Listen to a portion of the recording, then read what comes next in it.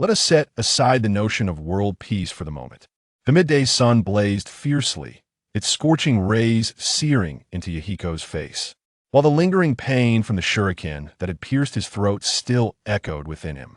Conan, Nagato. Yahiko suddenly awoke at a wooden table, his gaze darting around in search of his once dear friends, Nagato and Conan. His heart sank. He beheld a pristine room, furnished with immaculate new decor. The air was imbued with a subtle fragrance of wood and tatami grass. In one corner, a ceramic vase held a few clusters of wisteria, while a semi-transparent camphor paper sliding door allowed glimpses of the courtyard, where several verdant bamboo stalks swayed gently in the breeze. Could it be that I am not dead? Did Nagato and Conan save me? Has that old scoundrel Hanzo been subdued by Nagato's Rinnegan? Does the Akatsuki still exist? As these thoughts swirled in his mind, a soft, tender voice of a boy resonated within his consciousness. Warning: host life signs are rapidly declining. Estimated survival time: 1 minute. Yahiko's eyes widened in disbelief. I have lived only to face death once more? Is the card of lives experience limited to merely a minute? Just as he attempted to rise, he noticed a sticky sensation at his fingertips. Looking down, he saw dark crimson blood gushing forth like a monstrous spider from his wrist, splattering onto the pristine wooden floor. What is this? Yahiko's pupils constricted. There was no time for contemplation needed to staunch the bleeding. He scanned the room for any first aid supplies. His gaze settled on a linen pillowcase. He swiftly tore it off and tightly wrapped it around the wound, binding it securely in multiple layers. Phew, I should be safe for now. Yahiko exhaled deeply. His experiences during his time as a shinobi had taught him how to manage injuries. Members of the Akatsuki often sustained wounds while maintaining peace in Amage cure without skilled medical ninjas. The first priority was always to stop the bleeding, followed by nutritional replenishment. A bit of fish would be splendid, and afterward, he could monitor the healing process. Once he had attended to his injury, Yahiko sank onto the tatami mat. Beside him stood a mirror, reflecting his current appearance. His long, black hair cascaded like a waterfall, his pitch-black eyes held a depth of emotion, and his strikingly handsome features were framed by a lean physique, standing at about 174 centimeters and roughly 16 years of age. Yet, he appeared frail and sickly, his complexion waxen. Yahiko gazed at his reflection, troubled by his appearance. How had he come to look so enfeebled? Though he had not been as striking before, he had possessed a vibrant spirit with thick brows, bright eyes, and sun-kissed hair now. All he had was a handsome face, and nothing more. No wonder the former owner of this body had succumbed to despair. And what on earth is this place? It bears no resemblance to his dwelling in Amage cure, nor does it resemble any locale within the 5 great nations.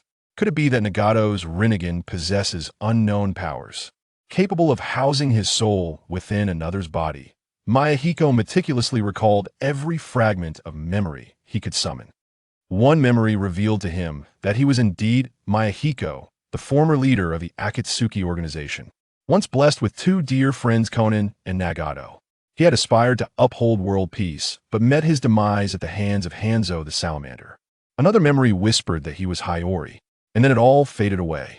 This realization, Mayahiko felt an overwhelming urge to overturn the table. The good news was that he had not perished. Yet the bad news was that he had traversed into another realm, forever barred from returning, now inhabiting the body of a frail, young nobleman. Furthermore, the memories of Hiyori were jumbled beyond comprehension. Any attempt to ponder them resulted in excruciating headaches, his mind resembling a chaotic pot of porridge. Amidst the disarray of fragmented recollections, Mayahiko extracted scant information about this new world. The era of ninjas had vanished, along with their jutsu, and the great wars between nations had come to an end. The sole nation that remained bore the peculiar name of Dogiri. As for the origin of the name Dogiri, it stemmed from the reverence for celestial dogs considered divine in this land.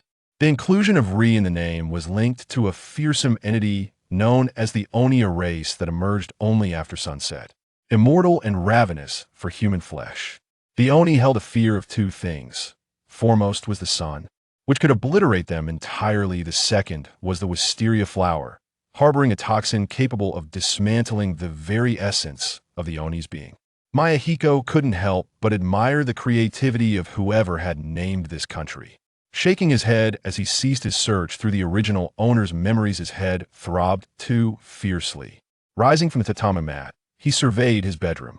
The original occupant, despite appearing rather feeble, had maintained the room with meticulous care, prompting Mayahiko to question the individual's sexual orientation.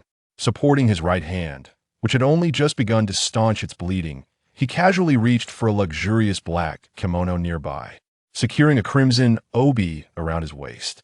Why was the only available color for the obi red? Mayahiko silently critiqued, lamenting the effeminate attire. Such flamboyance had never been his style. Once he had been the leader among street urchins, would he be ridiculed for dressing like this? After escaping the life of a beggar to become a nobleman, he found the noble's inclinations rather perplexing. At this juncture, Mayahiko chose not to lament excessively. He had once been an orphan. With nothing to his name, his greatest fortune had been encountering Nagato, Conan, and his esteemed mentor, Jiraiya. Though he possessed nothing now, he could still strive for greatness through diligence. Gazing into the mirror, he acknowledged that the visage before him was rather appealing, albeit with the singular flaw of appearing rather sickly, as if a mere gust of wind could topple him. Pushing aside the shoji door, his immediate priority was to seek out medicine. Given his already frail condition, any infection could be perilous, potentially leading to his untimely demise. The fragrance of bamboo wafted through the air, guiding its way to his senses. Mayahiko inhaled deeply, savoring the air of this new world. In this life, he vowed to live robustly, to grow immensely powerful. Only with strength could he truly safeguard those he cherished. Given the lessons of his past, notions of world peace would have to be set aside for the time being. Chapter 2. Do you take me for a charitable angel? Mayahiko casually seized a seemingly valuable ceramic jar from outside the house, pondering that, with his current lack of wealth, it might be exchanged for some medicine. At that moment, a shrill voice pierced the air. The young master of this house just committed suicide today. Before he died, he declared that he would bequeath this house to me. Could you assist in assessing its worth? The voice belonged to Ali, a servant of the household. Mayahiko ransacked his memory for details about her. She was a grossly overweight and avaricious servant, exploiting the guise of benevolence while persistently demanding money from him, all the while selling off every valuable item in the house. By today, there was hardly anything left to sell. The ceramic jar in his possession was the sole remnant of value. As for the funds he once had, intended to sustain him until he turned 18, they had been deceitfully siphoned away by her. Such a person incited intense ire within him. This woman was not only despicable, but also cowardly. Her corpulent hands rapped loudly against the ornately carved wooden door of the living room, her voice brimming with uncontainable excitement. Just then, the paper door of the inner room swung open.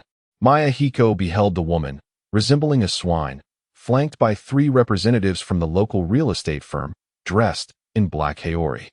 He forced himself to remain composed, his pallid visage betraying a steely gaze as he fixed his eyes on the woman, now a rotund mass.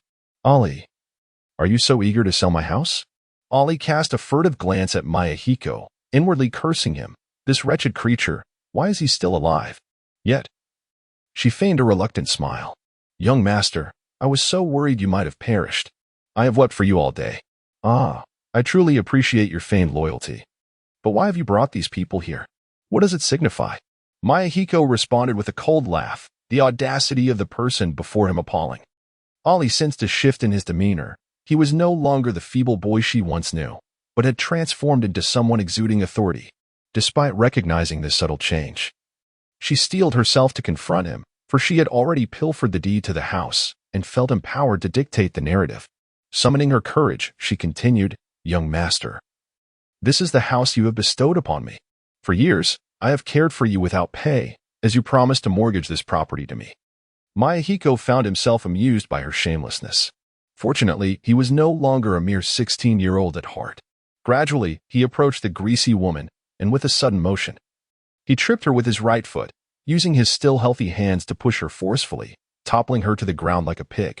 He then stepped firmly upon her abdomen. With a chilling tone, he declared, This deed is hardly a gift from me. It was pilfered by you, was it not?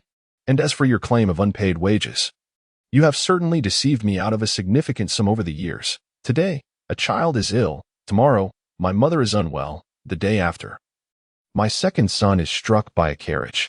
Do you think my money is like a wishing well? Do you take me for a charitable angel? A stunned Elise stood in disbelief, her heart racing with shock. She had never anticipated that the once gentle and courteous young Master Bei Yao would transform so drastically after his suicide. He now exuded an air of formidable dominance.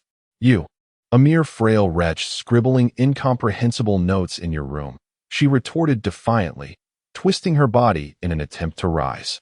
Eager to demonstrate to this weakened young master that she, Ali, was not to be trifled with. Observing her defiance, Mi Yin did not hesitate.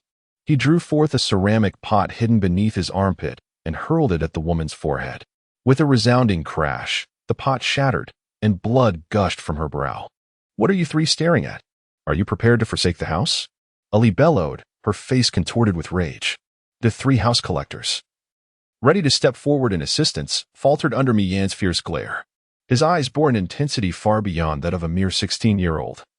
Reminiscent of someone seasoned in the harshest of battles, they shuddered at the look exchanged among them.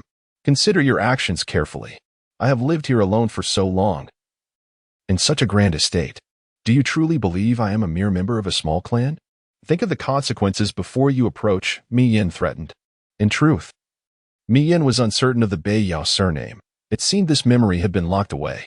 However, in the small city of Jiyuan, possessing such property was no less than that held by the three prominent families of the area.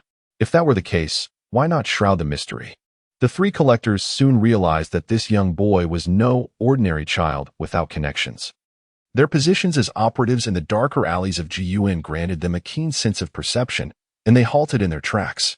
My lord, I wish to avoid conflict with your family, but this deed has already been sold to our master by Ali. Do you see? One of them feigned difficulty producing the deed. I understand. Come back here in 10 days. I will attend to matters within my own household first, Mi Yin stated with an unmistakable tone of impatience. Gesturing toward the entrance of the courtyard, the three exchanged glances, nodded silently, bowed at a 30-degree angle, and then retreated, their wooden clogs echoing as they departed the premises. The house was left with only him and the plump servant Ali. Mi Yin once again stepped onto her abdomen, twisting with force, causing Ali to feel as though her very organs were being crushed. Fear began to seep into her demeanor as she trembled. Why, young Master Bei Yao, I was wrong. Please forgive me. I will. Enough. I do not wish to hear any more from you. Mi Yin interrupted brusquely, continuing his menacing tone. You have 2 tasks to complete. First, return the money from the sale of the deed and the items you have pilfered from my family over the years. Second, clean the blood from my room, but ensure that nothing is missing from it. If you fail to accomplish this, you will face dire consequences. He understood well the importance of wealth in any realm, perplexed at Bei Yao's apparent folly in dismissing them as insignificant. The second point is that he wished to restrain the servant, perhaps in hopes of gleaning a fragment of knowledge regarding the identity of this enigmatic youth from the remnants left by the tragic fate. The portly servant, Ali, nodded, his eyes now filled with dread at this sudden shift in demeanor. Mi Yin smiled contentedly, releasing the plump servant from his immediate focus as he made his way towards the door. The only valuable ceramic pot lay shattered, yet within the recesses of his memory. A figure emerged, his childhood companion, Wei Yin. Due to the frail constitution of Bei Yao, the need to procure medicine from Yuhi Pharmacy had become a regular occurrence since their stay here. Wei Yin was the daughter of Hong Si, the proprietor of the pharmacy, and through their frequent encounters, they had grown familiar with one another. The destination of his current journey was indeed the Yuhi Pharmacy, where, as a regular patron, he intended to extend a line of credit, an endeavor that posed little difficulty. Chapter 3. Come and strike me. The Yuha Pharmacy was not far from the Bei Yao residence. A simple walk straight ahead followed by a few turns would lead one there. Renowned within the city of Jiyuan, Yuha Pharmacy was the go-to establishment for treating all manner of injuries, particularly frequented by the local youth who would rush there at the slightest hint of pain. This was largely due to the presence of the proprietor's daughter, Yuha Wayne, who had grown up alongside the young men of the neighborhood. As Mihiko pushed open the door to the pharmacy, The delicate chime of wind bells accompanied his entrance. Despite it being lunchtime, the pharmacy was bustling with patrons. Notably, a young maiden clad in a flowing white dress was surrounded by a throng of enamored youths. She stood gracefully beside the medicine cabinet, a faint sheen of perspiration adorning her brow as she clutched a prescription, her round face framed by an aura of elegance. Bore eyes as enchanting as autumn waters, Yuha Wayne, even at her tender age, exuded an otherworldly charm. Upon hearing the wind bells, Yuha Wayne lifted her gaze and, upon recognizing Mihiko, a captivating smile blossomed on her face, enchanting all the young men present. She set aside her tasks and approached Mihiko with light, buoyant steps. "Beiyao, brother," she exclaimed, halting before him, and playfully took his hand, winking cutely at Xiaoyan. The surrounding youths were instantly afflicted with a malady they would later dub red-eye syndrome. If gazes were lethal, the jealousy radiating from them could have felled Mihiko 1,000 times over. The atmosphere in the pharmacy ignited with mocking whispers. "Look at this frail man. He lacks the vigor yet still seeks to flirt. Do you believe I could knock him down with a single punch? Spare me. With a house this large, he must be some fallen noble we ought not to provoke." "Oh, haven't you heard? Their sole servant already sold their house to the local real estate mogul, the Frank Company. Moreover, the valuables in that house were sold off years ago by the servant. If he were truly a noble, would he be in such a state? That attire is merely a fade to mask his impoverished reality. Honestly, I want to challenge him. This frail man who can't even hold on to a key." As Mihiko listened intently to the derisive comments, one phrase piqued his curiosity. What was a key? Suddenly, Yuha Wayne gasped, covering her mouth with delicate fingers, her eyes brimming with tears as her voice choked with concern. She had seen the blood-stained pillowcase and could well imagine the severity of the injuries on his wrist. "What happened to your wrist?"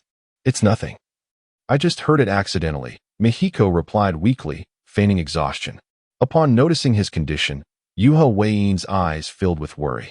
She quickly supported him, gently placing his right hand upon her fragrant shoulder, guiding him slowly into the inner sanctum of the pharmacy. The young men present were seething with envy at the intimate treatment he was receiving, their eyes burning with indignation at the perceived injustice. Even when injured, they had never experienced such treatment. At most, a servant from the Yuhua family would carry them inside for medical attention. The thought of that robust figure, Lai Fu, with his broad arms and bristly beard, sent shivers down the spines of the youths. Perhaps it was best to let this matter rest.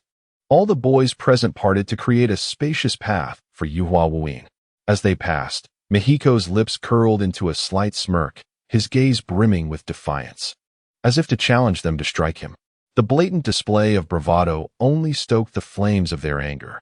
One particularly frustrated youth, unable to contain himself, bellowed, "Master Bie, I demand a duel. If you are a true noble, you should possess some sense of shame." Mihiko scrutinized the speaker, recognizing him as Akikawa Wudong, the son of a plump servant from his own household. It was no surprise that he was the first to leap forward. Having grown accustomed to trampling upon the weak Bie in the past, he felt compelled to assert himself against this frail young master. Yuhua Wayne shot a venomous glare at Akikawa Wudong, her face etched with fury. Wudong's expression shifted, revealing a flicker of unease. Though they were of the same age, Yuhua Wayne had never regarded him as an equal, consistently seeking out the mysterious Bie, a young master without a surname, to spend entire afternoons in his company.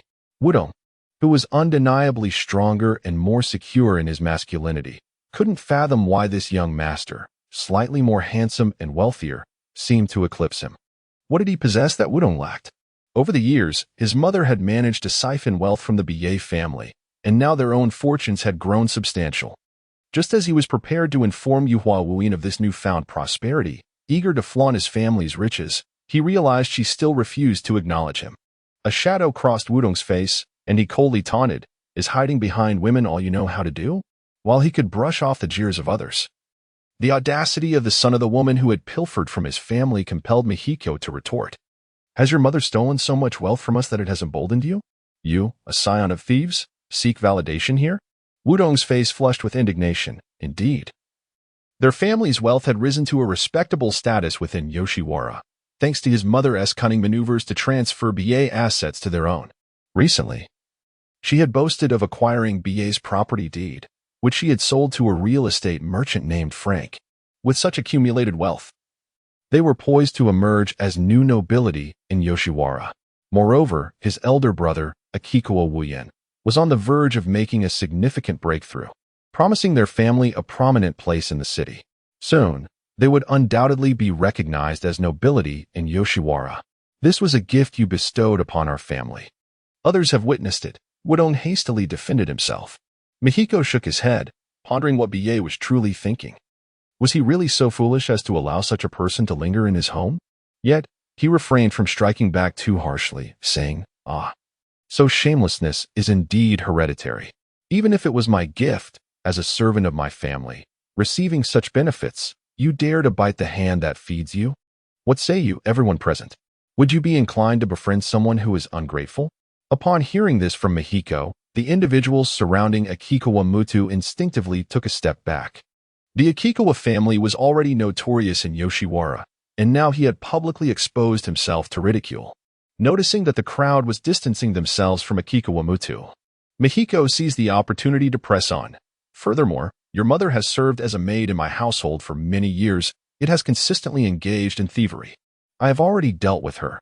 It is imperative that you return what she has stolen from my home, or I shall come to retrieve it myself. At this moment, Akikawa Muta's teeth were clenched tightly, producing a grinding sound. He harbored a desire to dismantle this impotent man piece by piece, but dared not confront Mihiko directly. As he was, after all, his master, and without justification for retaliation, he resolved to wait until Mihiko was alone to strike. Nevertheless, he could not afford to appear defeated. Casting a cold glance at Mihiko, he mockingly retorted, Just wait until you are cast out by the Frank Trading Company to wander the streets. He then strode out of the Yohaka pharmacy. No need for my family's Wonkai to trouble himself. Mihiko continued to mock him from behind, eliciting uproarious laughter from the youths at Yohaka pharmacy. Akikawa Muta's hands were tightly clenched, his nails nearly piercing his skin. As he silently vowed, Do not let me find you alone, you wretch. Chapter 4. What on earth did you do, Bio? Yua Wayne assisted Mihiko into the inner hall of the Yuha pharmacy, helping him onto the treatment table. As she opened the pillowcase, the distinct marks of self-inflicted wounds were evident on his wrist. With a melancholic gaze, her beautiful face reflected her concern for Mihiko, who had always exhibited peculiar behavior. In the past, he scarcely uttered a word, often retreating into the solitude of his room, indifferent even when others bullied him. Yet today, upon their first encounter, he had spoken with fervor, even delivering a scathing rebuke to Akagawa Wudon, although Yua Wayne felt a tinge of annoyance. Witnessing this transformed Bio brought her a sense of relief. Taking a deep breath, she allowed a soft, white light to emanate from her palm, radiating vitality and comfort. Gently, she placed her hands above Mihiko's wrist, and the light, akin to flowing silk, gradually permeated his skin, initiating the healing process. Mihiko felt a tingling sensation in his arm. Was this not a manifestation of the palm technique? It dawned on him that this world possessed the ability to wield ninjutsu. This thought filled him with excitement. Having already entangled himself with the Akagawa family, he pondered how to escape his frail condition and confront that malicious servant. The realization that he could utilize chakra meant he could revisit his former training, instilling him with confidence in his potential for greater strength. As the wounds healed rapidly, Mihiko flexed his restored wrist and sat up, his eyes gleaming with exhilaration as he gazed at Yuha Wayne's fair face. Under his intense stare, she lowered her head, blushing. Realizing he had lost his composure, Mihiko quickly corrected himself, wary of being misinterpreted as a rogue, especially given Yuha Wayne's enchanting appearance that could easily provoke unwelcome thoughts. I wish to inquire, was that white light you emitted a form of chakra? Is it the palm technique? Its efficacy far surpasses that of the medical ninjas we know. Observing the girl's flushed cheeks, Mihiko chuckled nervously. Yuha Wayne fluttered her long eyelashes, her expression tinged with confusion. Haven't you been studying the breathing techniques? Isn't this a breathing technique? She paused, her face reddening further. But, isn't healing breath what Bio taught me on your bed? The mention of bed sent a jolt of alarm and bewilderment through Mihiko, striking him like a bolt from the blue, and he internally cried out, Bio, what on earth did you do? We are still minors, and can your fragile body endure such things? Had he forgotten? Cough, cough. Mihiko cleared his throat. You wouldn't expect me to take responsibility, would you? Bonii, please don't misunderstand. We merely sat on the bed to study. Yuho Wayne felt that today's Mihiko was strikingly different, almost as if he were a different person altogether. Then she recalled an important matter. Oh, by the way, you left a notebook for me the day before yesterday, saying that if you came to find me today, I should return it to you. With that, Yuho Wayne retrieved a leather-bound notebook from her bosom, carrying it with her as a testament to its significance. Mayahiko took the notebook, increasingly perplexed by the identity of this sad radiance, which seemed to reflect his former self. It was as if he sensed he would take control of his own body. Perhaps the notebook held some answers. After bidding farewell to Yuzuramayan, he strolled along the streets, a sudden impulse stirring within him, a force beckoning him forward. He followed this inner call and found himself on a secluded alleyway. There, he witnessed a group of young delinquents mercilessly beating a white-haired boy. His instincts urged him to intervene. He once ruled the destitute area of Rain-Hidden Village, commanding a legion of followers. Is it truly commendable for so many of you to bully a single person? He bellowed, his voice echoing in the filthy street. Despite his frail physique, the very act of shouting strained him, prompting another cough.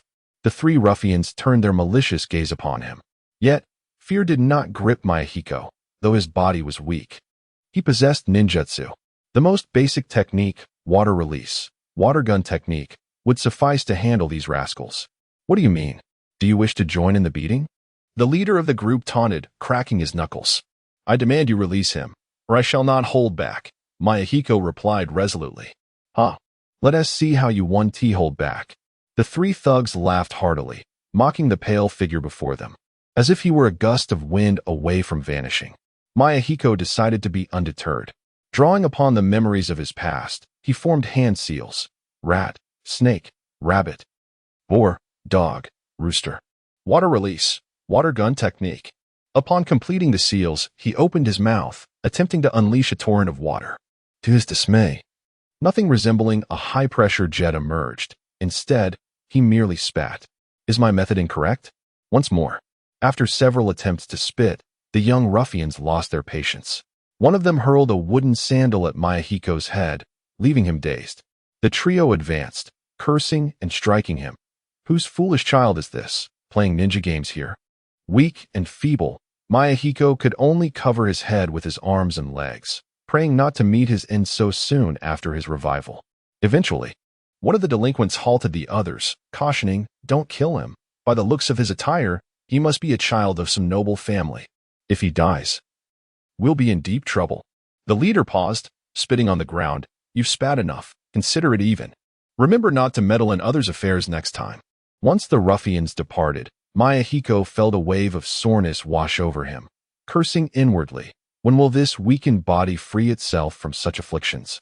The white-haired boy approached him, extending a hand to assist him up, muttering a low curse as he walked away. Fool. Why did I have to be the one to help? Suddenly, a line of text appeared in his mind.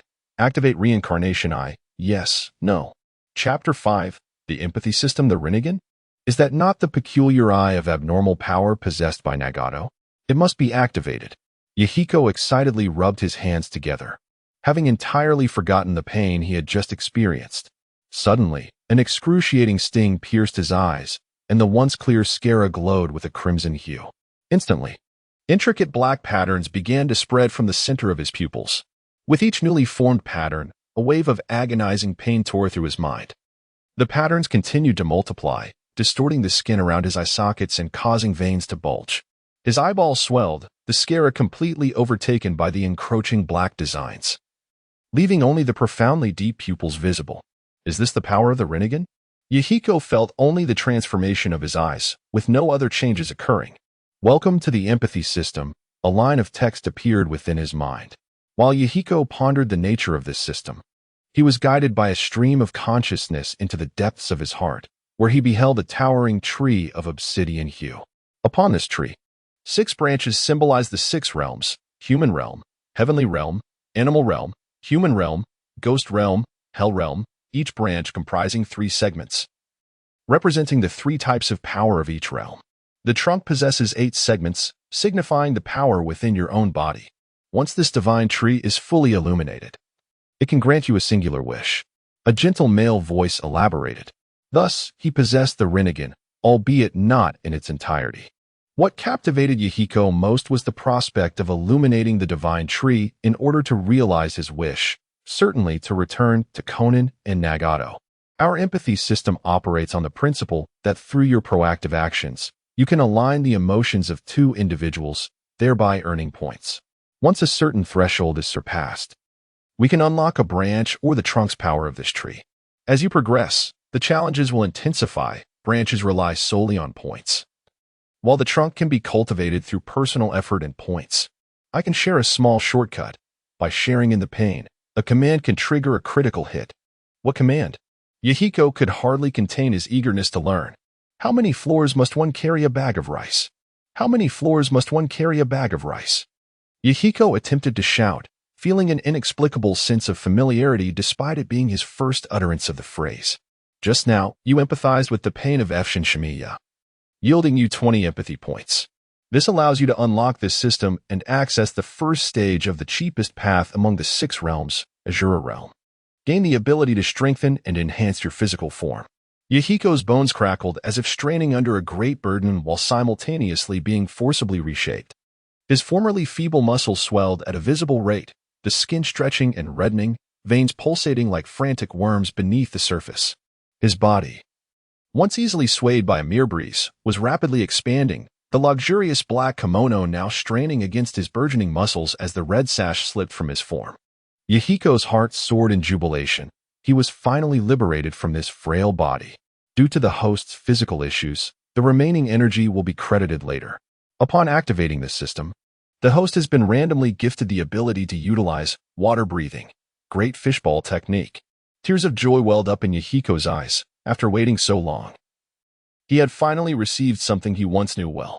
However, why was it called water breathing?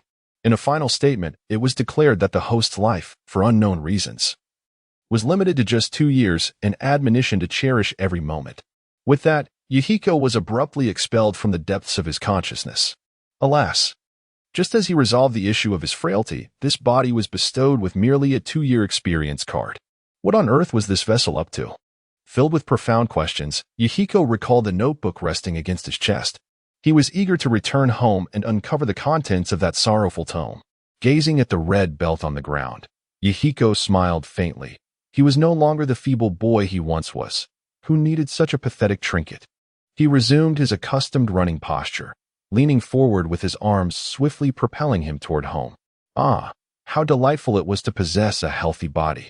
Upon returning to the abode of the sorrowful, Yahiko found the stout servant absent. The blood had been thoroughly cleaned. He scoffed quietly, acknowledging the servant's discernment, and took a seat at the table to peruse the notes left behind. After reading, he found himself even more perplexed. Who exactly was this sorrowful being? It seemed he possessed knowledge of Yahiko's impending inhabitation of this body. The elegant script detailed an introduction to this continent, alongside descriptions of various factions and skills, essentially an encyclopedia. The text described this land as the land of insects, primarily characterized by the conflict between 2 factions, humans and demons. The demons allegedly emerged mysteriously a millennium ago, united under a singular master, the Demon King. No one knows his true name, and the demons dare not speak it aloud. Yet, I am aware that he is called Kibutsuji Musen. This point was emphasized by sorrow. They are immortal, yet fear sunlight. On the human side, there exists an organization known as the Demon Slayer Corps, which combats the demons. Members of this organization wield a technique known as breathing styles, a method by which one harnesses the natural energy of the world, circulating it within their body for various uses, akin to chakra. For centuries, these 2 factions maintained a delicate balance until 300 years ago, when a man named Yurichi Tsujikuni dealt a devastating blow to Kibutsuji Musen and taught breathing styles to the masses, achieving breathing equality. This sparked an unprecedented movement among humans. With those who could utilize breathing styles referred to as breathers, they established a myriad of factions based on this technique. In response, the Demon King found this intolerable. He distributed his blood evenly. Anyone who possessed the Demon King's blood could attain immortality, free from his control. This became known as blood equality. Consequently, the conflict between demons and humans grew increasingly intricate. The prevailing conclusion now is that human breathing techniques are categorized into 6 levels, ranging from the lowest to the highest: the opening gate, the resting gate, the birth gate, the wounding gate, the sealing gate, and the scenic gate. Each gate encompasses 3 realms, all of which are meticulously detailed in the notes of grief and radiance, outlining various precautions and key points. Notably, upon transcending the wounding gate, individuals awaken a phenomenon known as the striations, which subsequently influences their lifespan. The unlocking of the sealing gate heralds the emergence of a perception termed the transparent world. As for the scenic gate, it is merely a legendary threshold that has reportedly been reached by the mythic figure of Jigui Yuan. Grief and Radiance emphasizes another critical point. Beyond the 6 gates lie the Astonishing Gate and the Death Gate. Regarding the spectral beings, they are associated with the blood demon technique, which parallels the breathing methods, categorized into the opening demon, resting demon, birth demon, wounding demon, sealing demon, and scenic demon. On one hand, these entities cannot operate during daylight. On the other, the wounding demon phase does not affect their lifespan. Weighed against the pros and cons, human practitioners must make their own choices in their cultivation journey. In terms of cultivation, humanity must continually fortify their physical selves, while demons can consume humans for enhancement, thus earning the title of the antagonists of this realm. Over the course of 3 centuries, breathing techniques have diversified into a myriad of categories, and the skills associated with them have similarly evolved. Each distinct breathing technique cultivates its own faction, exploring varied skill effects. It is worth mentioning that one must unlock each gate to access more potent breathing methods. Mayahiko skimmed through the text and could envision that some of its contents, if placed within the entirety of the insect domain, would incite a frenzy. After all, whether one is a ninja or a breather, the acquisition of intelligence remains paramount. On the final page of the notes, Grief and Radiance inscribed a poignant passage. I shall venture forth to the distant shores of death as I plunge into darkness. Offering my life as a sacrifice, may the shattered power rouse you from your slumber. Let the world be reborn, bidding farewell to this absurd game, and upon the ruins, seek the authentic dawn. Chapter 6. How many flights must one carry a bag of rice? On this final page, Yahia found himself utterly bewildered. It was certain that Bayo was not the peculiar, weak-witted scion of a wealthy family as perceived by others. Too many enigmas surrounded him. Just as the world itself was rife with mysteries, Bayo seemed to have grazed the surface of this world's secrets, which ultimately led to his tragic demise. To comprehend this realm, one must first grasp the essence of Bayo and adeptly utilize his so-called system. Yahia's mind lingered on the phrase, how many flights must one carry a bag of rice? He shrugged, lost in contemplation. This implied, based on his shared experiences with the immortal brat, that the empathy system would indeed prompt him to undertake point-earning tasks. Yet, was it necessary for him to endure punishment alongside others merely to accumulate points? If others struck him, must he exclaim, well done, that was splendid, while vociferously shouting the phrase, how many flights must one carry a bag of rice? Such an idea revolted him. Shaking his head, he resolved to further ponder this so-called system. At present, his priority was to transition his body into the opening the door state of the breathing technique. Following the recent altercation and the descriptions within Bayo's notes, he had confirmed that, for reasons unknown, chakra was no longer accessible in this world. To enhance his strength, he must master the breathing technique. He aimed to unlock the 8 gates as soon as possible. Speaking of the 8 gates, he recalled a monstrous martial artist from the Naruto world. It was said that the formidable 7 ninja swordsmen of the Land of Water had suffered the demise of 4 at his hands while 3 fled. Tomorrow, he must prepare to enter the opening the door state, which required 3 preliminary realms, each demanding specific physical and material conditions. Regarding the material conditions, Yahia felt a surge of indignation as he recalled the corpulent woman associated with him.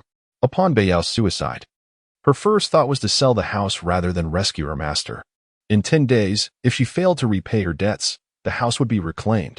To enter the opening the door state, he would undoubtedly require various funds, and even enhancing his basic physical condition necessitated a protein boost. Suddenly, A ripple surged through his heart, warming him. Was this the so-called system alerting him to an impending empathy task? Without hesitation, Yahia donned a resplendent black kimono, slightly soiled yet manageable. His reinforced body felt entirely transformed. Previously, each step felt as if his feet were laden with lead, but now, he felt as buoyant as a basketball. Soon, Yahia arrived at the location indicated by his heart. There, he encountered the same 3 ruffians from before. This time, they were extorting a handsome young nobleman, who cowered in a corner, trembling. Fate had brought them together again. Would he be subjected to another beating? Yahia swiftly dismissed such self-deprecating thoughts. Clearing his throat, he declared, "I am back. Release that boy." This time, his words exuded vigor and masculine strength. The 3 ruffians turned to him, chuckling at the sight. Evidently, the nobleman had a penchant for masochism. "Are you here to spit at us again?" The leader of the ruffians clenched his fists, the bones cracking ominously. The audacity of this individual, who dared to provoke him within mere hours, demanded that he be thoroughly beaten, regardless of his noble lineage. Failure to do so would jeopardize the leader's standing among his subordinates. With a dismissive spit, Yahiko wore a smug expression, gesturing provocatively with his hands, beckoning the ruffian to approach. The ruffian leader, infuriated, realized that if he did not incapacitate Yahiko today, his reputation as the overlord of the street would be irreparably lost. Grabbing his wooden clogs, he hurled them fiercely towards Yahiko's face. Yahiko tilted his head, allowing the clogs to fly harmlessly behind him, but another ruffian rolled up his sleeves and charged at him. Yahiko deftly sidestepped the punch, retaliating with a powerful blow to the ruffian's arm. "Ouch!" The ruffian cried out, retreating while clutching his arm in agony. Meanwhile, one of the ruffians attempted a sneak attack from behind with a wooden stick. Yahiko chuckled inwardly, recalling that when he roamed these streets, they were not even a glimmer in their mother's eyes. Suddenly, he pivoted sharply, blocking the ruffian's strike with his arm. The stick shattered upon impact. The ruffian stood dazed, bewildered by the transformation of the person he had confronted just 2 hours earlier. Seizing the moment, Yahiko delivered a swift kick to the ruffian's stomach, causing him to curl up like a shrimp and collapse to the ground, groaning. Noticing the tide turning against him, the ruffian leader attempted to sneak away. Yahiko would not let that happen. He grabbed the remaining pieces of the broken stick and, with a deft flick, sent them flying towards the leader's legs. The stick struck with precision, causing the ruffian leader to cry out in pain and fall to the ground. In Yahiko's mind, a voice resonated. "Liang Chunggong Tian and others have established empathy. Points 1-1. His score increased, and Yahiko realized that he need not rely on mutual empathy but could create it through his actions. He lifted the ruffian leader as if he were a mere chick, gathering the 3 ruffians together. Observing the trio groaning on the ground, he scoffed and discarded the stick, straightening his kimono. "My apologies for using you as subjects for an experiment," he declared. "Let us start with a kick each." The 3 ruffians, feeling the sting of pain, pleaded for mercy. "Liang Chunggong Tian and others have established empathy. Points 1-1. Thus, Yahiko understood that he merely needed to apply the same method to them. He recalled precisely how they had struck him moments ago. "Hey, did you use a right hook just now? Was that your left foot that hit me?" he shouted, commanding. How many floors must a bag of rice be carried up? The 3 ruffians, battered and bewildered, howled like wild boars. Chapter 7. Do not fear. Brother is a good man. After extracting every ounce of value from the 3 ruffians, the system fell silent, leaving Yahiko to dismissively wave his hand. His repeated calls for a bag of rice to be carried up several floors had yielded only a few brief moments of satisfaction. Moreover, the ruffians had little to offer, prompting Yahiko to reflect. Thus, one must seek those deeply entrenched in wrongdoing, individuals who inflict suffering upon others. Indeed, the demons of this world would serve as the optimal targets. Dare you continue to bully others? Yahiko clenched his fists. The 3 ruffians trembled in fear, pleading for mercy. From this moment forth, I assign you 3 a task. Scour the city for ruffians akin to yourselves, or those who commit heinous acts, preferably demons. Once you locate them, report to me at the nearby Bayao courtyard. From today onward, I shall be the city's light. Yahiko made it clear, seeking to enhance his own standing. The ruffians nodded vigorously, limping away. Turning around, Yahiko noticed a noble youth still quivering in place. As Yahiko approached, the boy nervously produced a few silver coins. Clearly more frightened of Yahiko than of the earlier ruffians. Yahiko paused, a charming smile revealing his pearly white teeth. "Hello, do not fear. I am a good man." In the eyes of the noble child, Yahiko's smile mirrored the same playful demeanor he had displayed while confronting the ruffians, perhaps indicating a softened heart. Realizing the child seemed to have misunderstood him, Yahiko quickly added, "Do not be afraid. If anyone bullies you, come directly to me at the Bayao courtyard. I am the city's light." "All right," the noble child exclaimed before swiftly fleeing. "How peculiar," Yahiko mused, shaking his head as he made his way home. Upon returning, Yahiko meticulously examined the Bayao notes, which categorized every discipline into 3 realms: early, middle, and late stages. His own frail body could scarcely endure the residual energy of the system. The breathing techniques had been equalized for 3 centuries, and the entire system had matured significantly. Faced with the inherent deficiencies of his physique, there were indeed remedies available. One must consume the medicinal brew of blood and bone vine to enhance bone density, thereby facilitating future cultivation. Contemplating this, a headache washed over Yahiko. Despite residing in such a grand abode, he had found not a single coin, and soon, this house would no longer belong to him. If he failed to repay his debts, that corpulent woman would inevitably pay him a visit one day. Just as Yahiko grappled with his worries, a gentle, melodious voice rang out at his door. "Is anyone home?" As Mia looked towards the horizon, she beheld Yuhei, who was now clad in a form-fitting dress of blue and white that accentuated her figure to perfection. The dress, elegantly designed, was paired with white knee-high boots. She stood gracefully beneath the setting sun, her bangs framing her forehead neatly, with each strand of hair glimmering under the warm light, radiating vitality and exuberance. Who could resist such a gentle and charming girl? Mia hurried to open the door. Under the twilight, their gazes met, and Yuhei momentarily froze upon seeing the young man before her. In just half a day's absence, there seemed to be something different about Bai Yao, something that hinted at newfound vigor. Yuhei's clear, bright eyes gazed at Mia blankly. "What's wrong?" Mia felt a bit bashful under her gaze, scratching his head awkwardly. "Nothing. It's all good."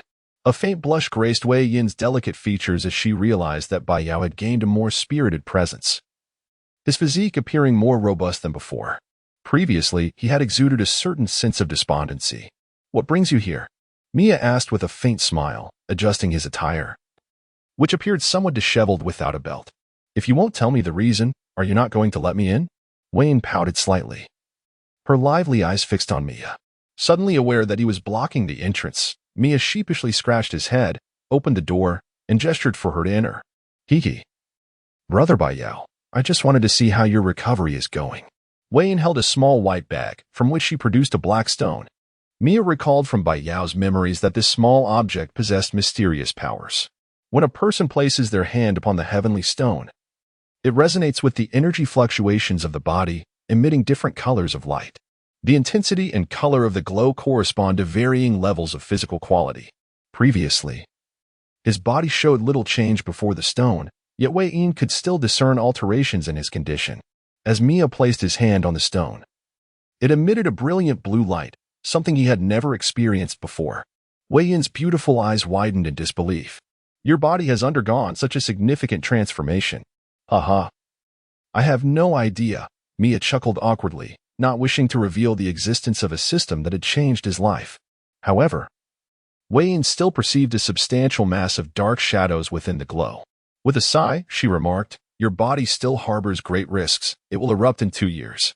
Mia suddenly recalled the system's warning of his limited lifespan, instinctively grasping Wei Yin's delicate arm. "Do you know what is going on?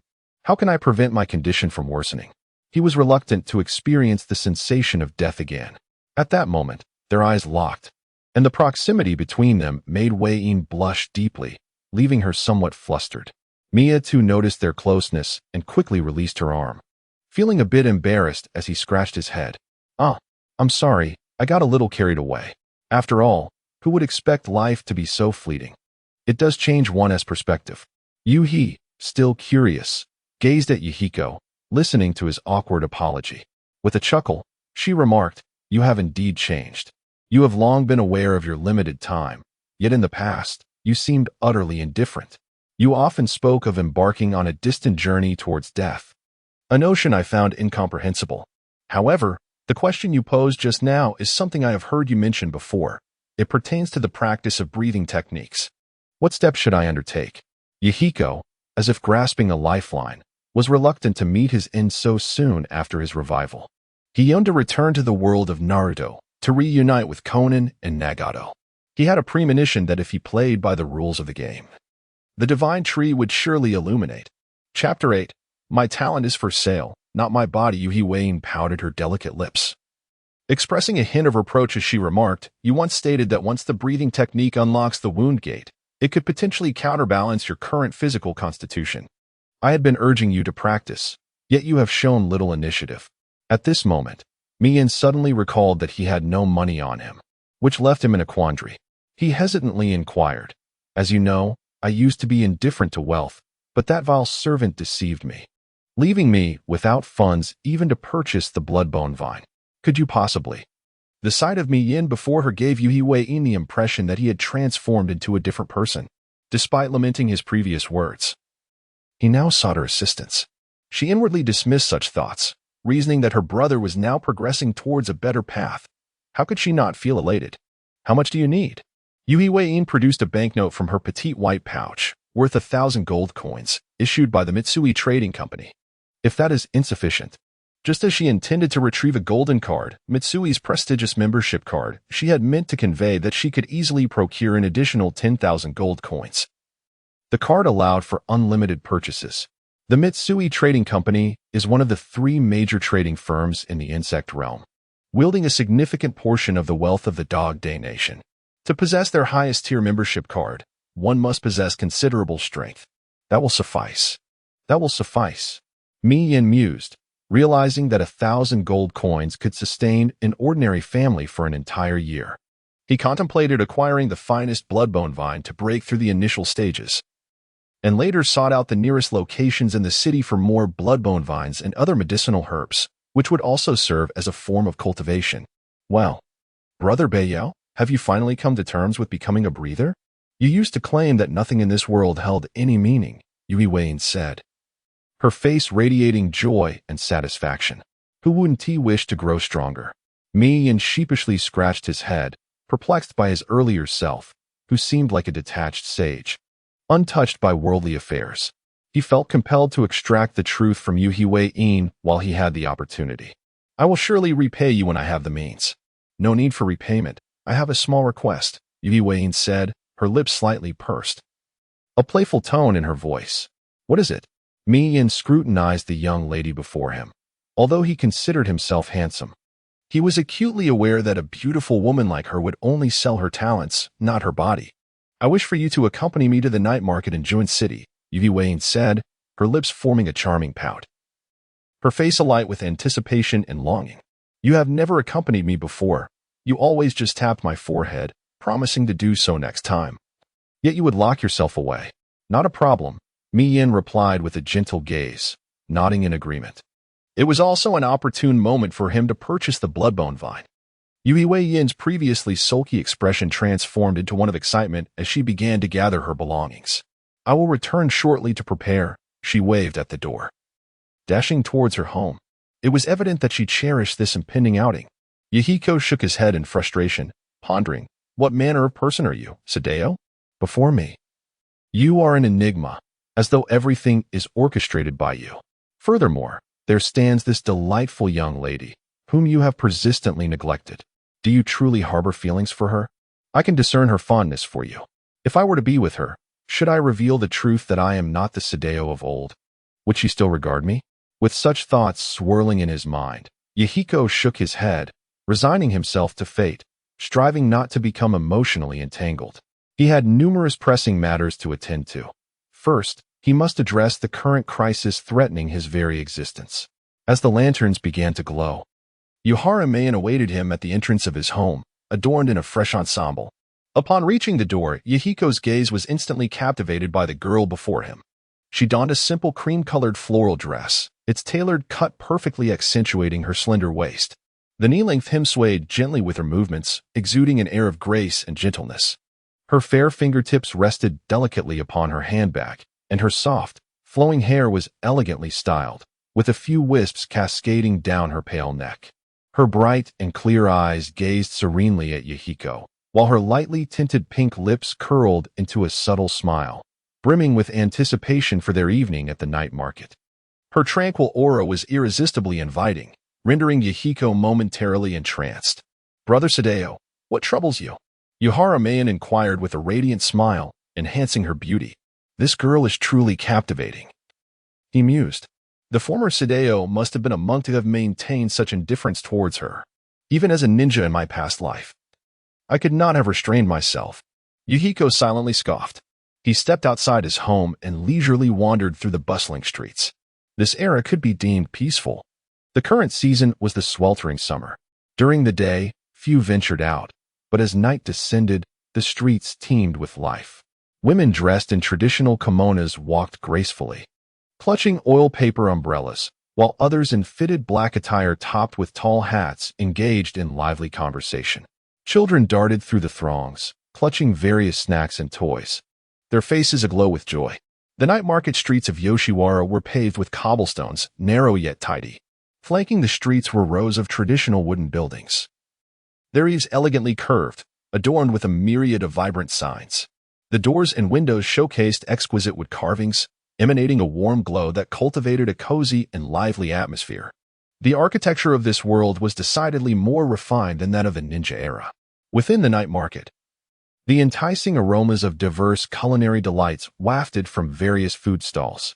Yuharu Mayan tugged Yahiko along, sampling the offerings at each stall. After much persuasion from her, Yahiko finally took a bite of a sizzling sausage, its flavor starkly different from the meals he had known as a ninja in the past. He mused softly. Perhaps this is the daily fare enjoyed by those in the mighty land of fire. The night market is adorned with a myriad of street performances and entertainment, where performers don resplendent costumes, gracefully dancing to the melodious tunes or showcasing their remarkable acrobatic skills. Yuhue, with her enchanting eyes, gazes in rapt fascination, occasionally applauding and cheering for the artists. As Yuhue meanders along the spacious thoroughfare, she eventually halts at a medium-sized bazaar located slightly north of Juin City, where the name of the market boldly proclaims, Huibara Bazaar. Chapter 9. Is that person you speak of me? The Huibara Market, renowned as the largest market for breath users in the city of Jai, is dominated by one of the city's two prominent families, the Huibara clan. Within its bustling confines, one can find an array of goods essential for breath users, alongside merchants and street vendors engaging in lively trade. Upon entering through the grand entrance, the ambience transforms dramatically, shifting from the clamor of the streets to the intricately designed stalls of breath users. The market features prominently a large bulletin board and a central trading platform. Areas designated for various breath styles are meticulously organized, and there exists a resource zone for materials related to breath user equipment. Mayahiko and Yuzura Mayan made their way directly into the materials resource area, where a cacophony of vendors hawked an assortment of weaponry. Nichiren Blade, forged by the legendary master of the Demon Slayer Corps, deadly against demons. Not 998, not 558, today only 499. A perfect weapon for self-defense, take it home. Enchanted longsword, for vanquishing monsters with ease. There were also rare materials for potion crafting, such as 1,000-year cold iron. 1 year less, and it's free. And flame sunstone. Purchase now and unlock the most powerful flame-breathing technique, with a chance to awaken the sun breathing. The array of enticing calls seemed endless. Suddenly, a vendor approached Mayahiko, speaking in a conspiratorial tone. "Young man, I see potential in your unique physique, a promising candidate for breath training. Although you seem to be at the beginning stages of your journey, I possess ice spirit grass that could assist you in unlocking your abilities. With a chance to awaken ice breathing. Come closer, and we can negotiate." Mayahiko waved his hand, declining the offer. He had read in his sad radiance journal that such so-called quick-fix methods were merely attacks on one's intellect. The mastery of breath techniques is inherently tied to personal effort. Despite the differences in individual physiques, he concluded that to break through the initial stages, his body required strengthening, and Bloodbone Vine was the most effective resource prior to unlocking his potential. as Mayahiko and Yuzura Mayan navigated through the bustling Huabara market. Their legs began to ache from the long search, yet they had yet to find a trace of bloodbone vine. Only a bearded man approached them, and upon recognizing Mayahiko, he ignored him completely. Yuzura Mayan sweetly inquired, "Excuse me, handsome brother, do you know where I might find bloodbone vine?" Upon seeing the charming girl before him, the man's demeanor softened, and he narcissistically replied, "This young lady has exquisite taste. I like you. However, the bloodbone vine is monopolized by the entire Huabara clan. It can only be purchased at the Huabara store. Just keep going straight and turn right." Following the man's directions, they soon beheld a magnificent store before them. This grand establishment boasted 3 levels and exuded an air of opulence, standing out dramatically against the backdrop of surrounding low-rise buildings. The entrance was bustling with patrons, and the employees were busy attending to customers. Could it be here? Mayahiko pondered as he gazed at the structure, sensing that this must be the place. Yuzura Mayan took a deep breath, resolved to explore within. The two stepped inside, their eyes dazzled by the myriad of products on display. Exquisite weapons, radiant gemstones, and rare medicinal herbs. Everything one could desire is available here. Let us split up and search. This shop is quite spacious, featuring various sections filled with different items. To save time, Mihiko suggested this course of action. "All right, Brother Biel. I'll follow your lead."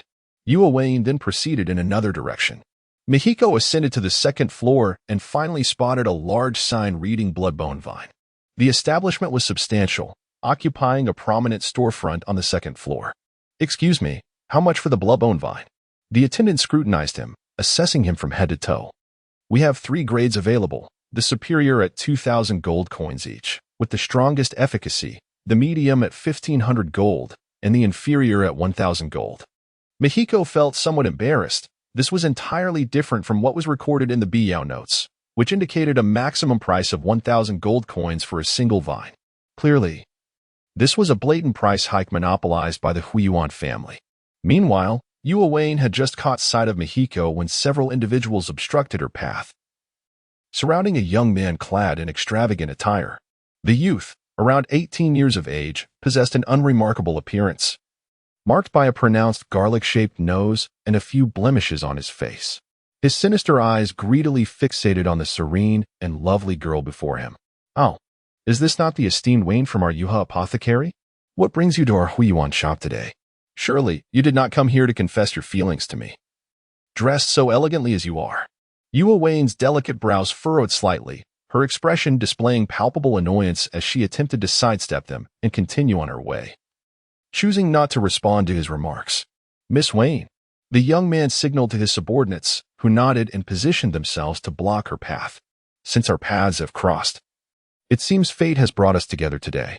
Shall we not indulge in a delightful candlelit dinner?" Blocked by the youth, Wayne halted, her cold eyes gazing indifferently at him.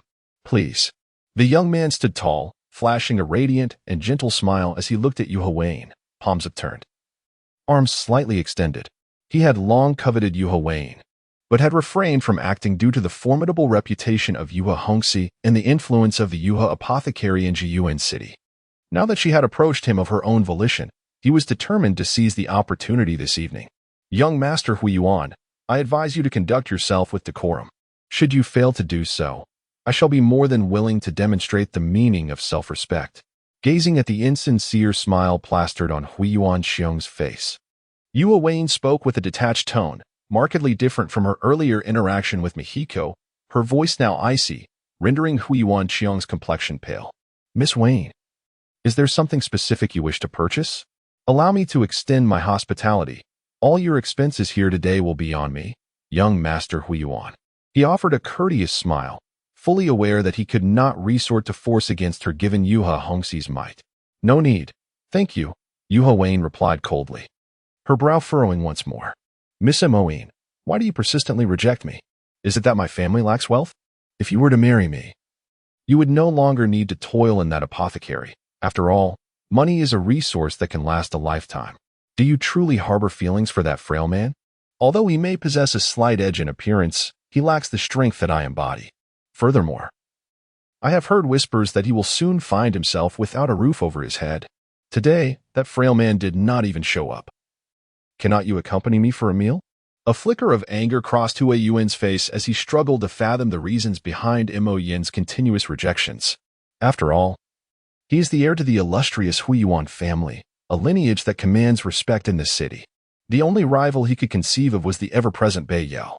Regarding Bei Yao's background, he had conducted some inquiries and discovered that his family had purchased a mansion in the heart of Yoshiwara, indicating a certain level of prestige. His father had previously cautioned him about Bei Yao's status, advising him to tread carefully, as it was unnecessary to provoke him. Recently, he had heard rumors that Bei Yao's servants had sold his house, which made him feel somewhat less apprehensive, leading him to taunt, "Are you referring to that person? Me?" Chapter 10. Oh, what happened? A voice suddenly emerged from behind Hui Yuan Qiong, startling him into a jump. Turning around, he found Yahiko standing right behind him. Given the throng of subordinates surrounding him, Yahiko's sudden appearance was unexpected. Noticing a group gathered around Yu Huawei, Yahiko set aside the bloodbone vine in his hand and approached to discern the cause of the commotion. After all, stealthily positioning oneself behind Hui Yuan Qiong was merely one of the fundamental skills of a ninja. By the time Hui Yuan Qiong regained his composure, Yahiko had already taken Yu Huawei's hand, positioning her behind himself. Witnessing his long-cherished hand being grasped so casually by the man he deemed weak, a flicker of anger surged within Hui Yuan Qiong. How dare he disregard me so brazenly? One of the subordinates leaned in to whisper a few words. Unable to contain himself, Hui Yuan Qiong scoffed. You, a feeble man, wish to purchase the bloodbone vine? Are you seeking to enhance your vitality? If that is the case, I possess far superior offerings for you. Upon hearing this, his subordinates joined in laughter, evidently mocking Yahiko's incompetence. Oh, what happened? Yahiko replied nonchalantly, dismissing such lowly provocations with ease. Observing Yahiko's calm demeanor only fueled Hui Yuan Qiong's ire further, prompting him to continue his mockery. I regret to inform you that in this city, you shall never acquire the bloodbone vine. Oh, what happened? Yahiko reiterated, showing little interest in the man before him. To him, Hui Yuan Qiong was merely a comedic figure. If it couldn't be procured here, there were always alternatives. The notes of sorrow documented numerous locations where the bloodbone vine could be found. Yahiko then took Yu Huawei by the hand and began to exit, a delicate blush blooming on her fair face. This was a subtle manifestation of the security that her brother Sorrow had yet to provide her. After a brief moment of shyness, she joyfully followed him outside. Faced with Yahiko's unwavering demeanor, Hui Yuan Qiong's expression darkened. He exchanged glances with his subordinates, signaling them to encircle the two. What do you intend to do? Do you truly believe that the Hui Yuan family wields absolute power in Jiyuan City? Yahiko's face turned icy. Yet he held a trump card. He had drawn the water-breathing, great fishball technique. He was prepared to forsake the entire building if necessary. The spiritual essence within Yu Huawei began to flow gently. Should she choose, everyone present would submit, and the Hui Yuan family would vanish from Jiyuan City. Hui Yuan Qiong's piercing gaze fixated on Yahiko, recalling his father's warning. Avoid provoking the enigmatic Sorrow unless absolutely necessary. With many eyes upon them, he was reluctant to strike. Shaking his head, he waved his hand, and his subordinates dispersed. Yahiko, maintaining a cold expression, led Yu Huawei away from the scene. He had only just been reborn and was not yet immensely powerful, with limited knowledge of this world. Such provocations, as long as they did not cross the line, were tolerable. However, if Hui Yuan Qiong dared to threaten Yu Huawei's safety, he would not hesitate to unleash the water-breathing, great fishball technique. Yahiko and Hatsahane Mayan strolled through the bustling marketplace. Yahiko's brow slightly furrowed as he contemplated a visit to the recent location of the bloodbone vine in the Ink of Sorrow tomorrow or the day after. Observing Yahiko's expression, Mayan mistakenly assumed he was lamenting the missed opportunity to acquire the bloodbone vine. I'm sorry, Brother Sorrow, she said. It's my fault you couldn't purchase what you desired today. I can. Mayan intended to express that she could procure numerous exquisite bloodbone vines, which to her were as insignificant as grass. That place is far too expensive. I wouldn't buy from there. Their methods are swifter than outright robbery. I already have a way to obtain it, Yahiko replied, waving his hand and smiling gently. Oh, I understand now. If I have caused you any trouble, you must let me know, Mayan pouted, feeling a bit aggrieved. Yahiko halted, finding Mayan's height just at his mouth level. He lightly patted her head, smiling warmly as he said, "You are my only friend in this city. Should anyone dare to act inappropriately, I would risk everything to protect you." Mayan felt a warmth in her heart, secretly reflecting, Brother Sorrow must have thought the same before. Though he would never voice it, he has truly changed. But just a friend?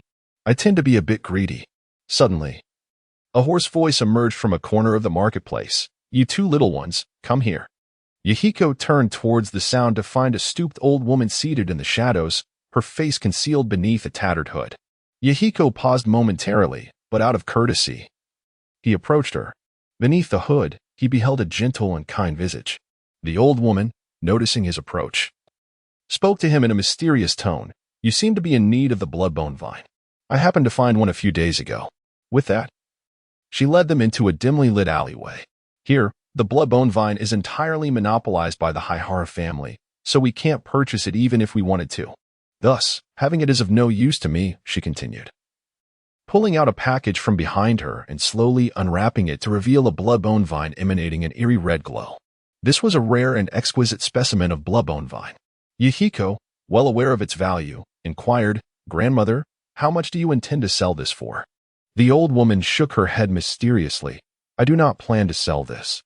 I simply need your assistance with something." Yahiko furrowed his brow, regarding the enigmatic old woman with caution. "What is it that you require my help with? I can give it to you first, and once you reach the open door realm, I shall contact you." The old woman replied with a knowing smile. Chapter 11. Unable to endure his past as a gay man, Yahiko found himself perplexed. Why did the old woman place such unwavering trust in his ability to unlock the door? She seemed to be an ordinary elderly lady, yet possessed something so extraordinary. What secrets and conspiracies lay hidden behind this? In this small southern town, there were no more than 10 individuals capable of unlocking such a door. What merit did I possess to warrant such an investment from you? With a knowing smile, the old woman replied, "Though I may be old, my vision remains sharp. I believe you can achieve it." "Very well, it's a deal. If I manage to unlock the door, I shall exert every effort to assist you," Yahiko resolved inwardly. Despite the myriad of unanswered questions, enhancing his strength was paramount. Meanwhile, standing quietly to the side, Yoharu remained composed, pondering to herself, "At last, that peculiar white-haired individual has taken action." After parting ways with the elder, Yahiko procured a half-person high iron vat and some bloodbone vine medicinal catalysts. As night deepened, the two meandered for a while longer before returning to their respective homes. At dawn, the first rays of sunlight gently pierced through the delicate washi sliding doors, stealthily illuminating the tatami room. The once dim space gradually filled with a warm golden glow. The bloodbone vine bubbled and surged within the iron vat, the dark red concoction glistening with a metallic sheen. Yahiko, bare-chested, stood before the vat, gazing intently at the medicinal brew, which exuded a sulfurous stench after mingling with the catalysts. The initial step of the breathing technique to unlock the door involved the reconstruction of the body, and the bloodbone vine's potion was the optimal elixir. Having already undergone some bodily modifications through the system, his frail form could not withstand the residual energy. Thus, he needed to further reinforce himself with the bloodbone vine concoction to reach the preliminary stage of unlocking the door. Let the bones become weapons, and let pain become breath. This was the summary inscribed in the Chronicles of Sorrowful Ink regarding the process of unlocking the door. Yahiko gradually submerged himself into the potion, the vat resonating with the cries of a living entity.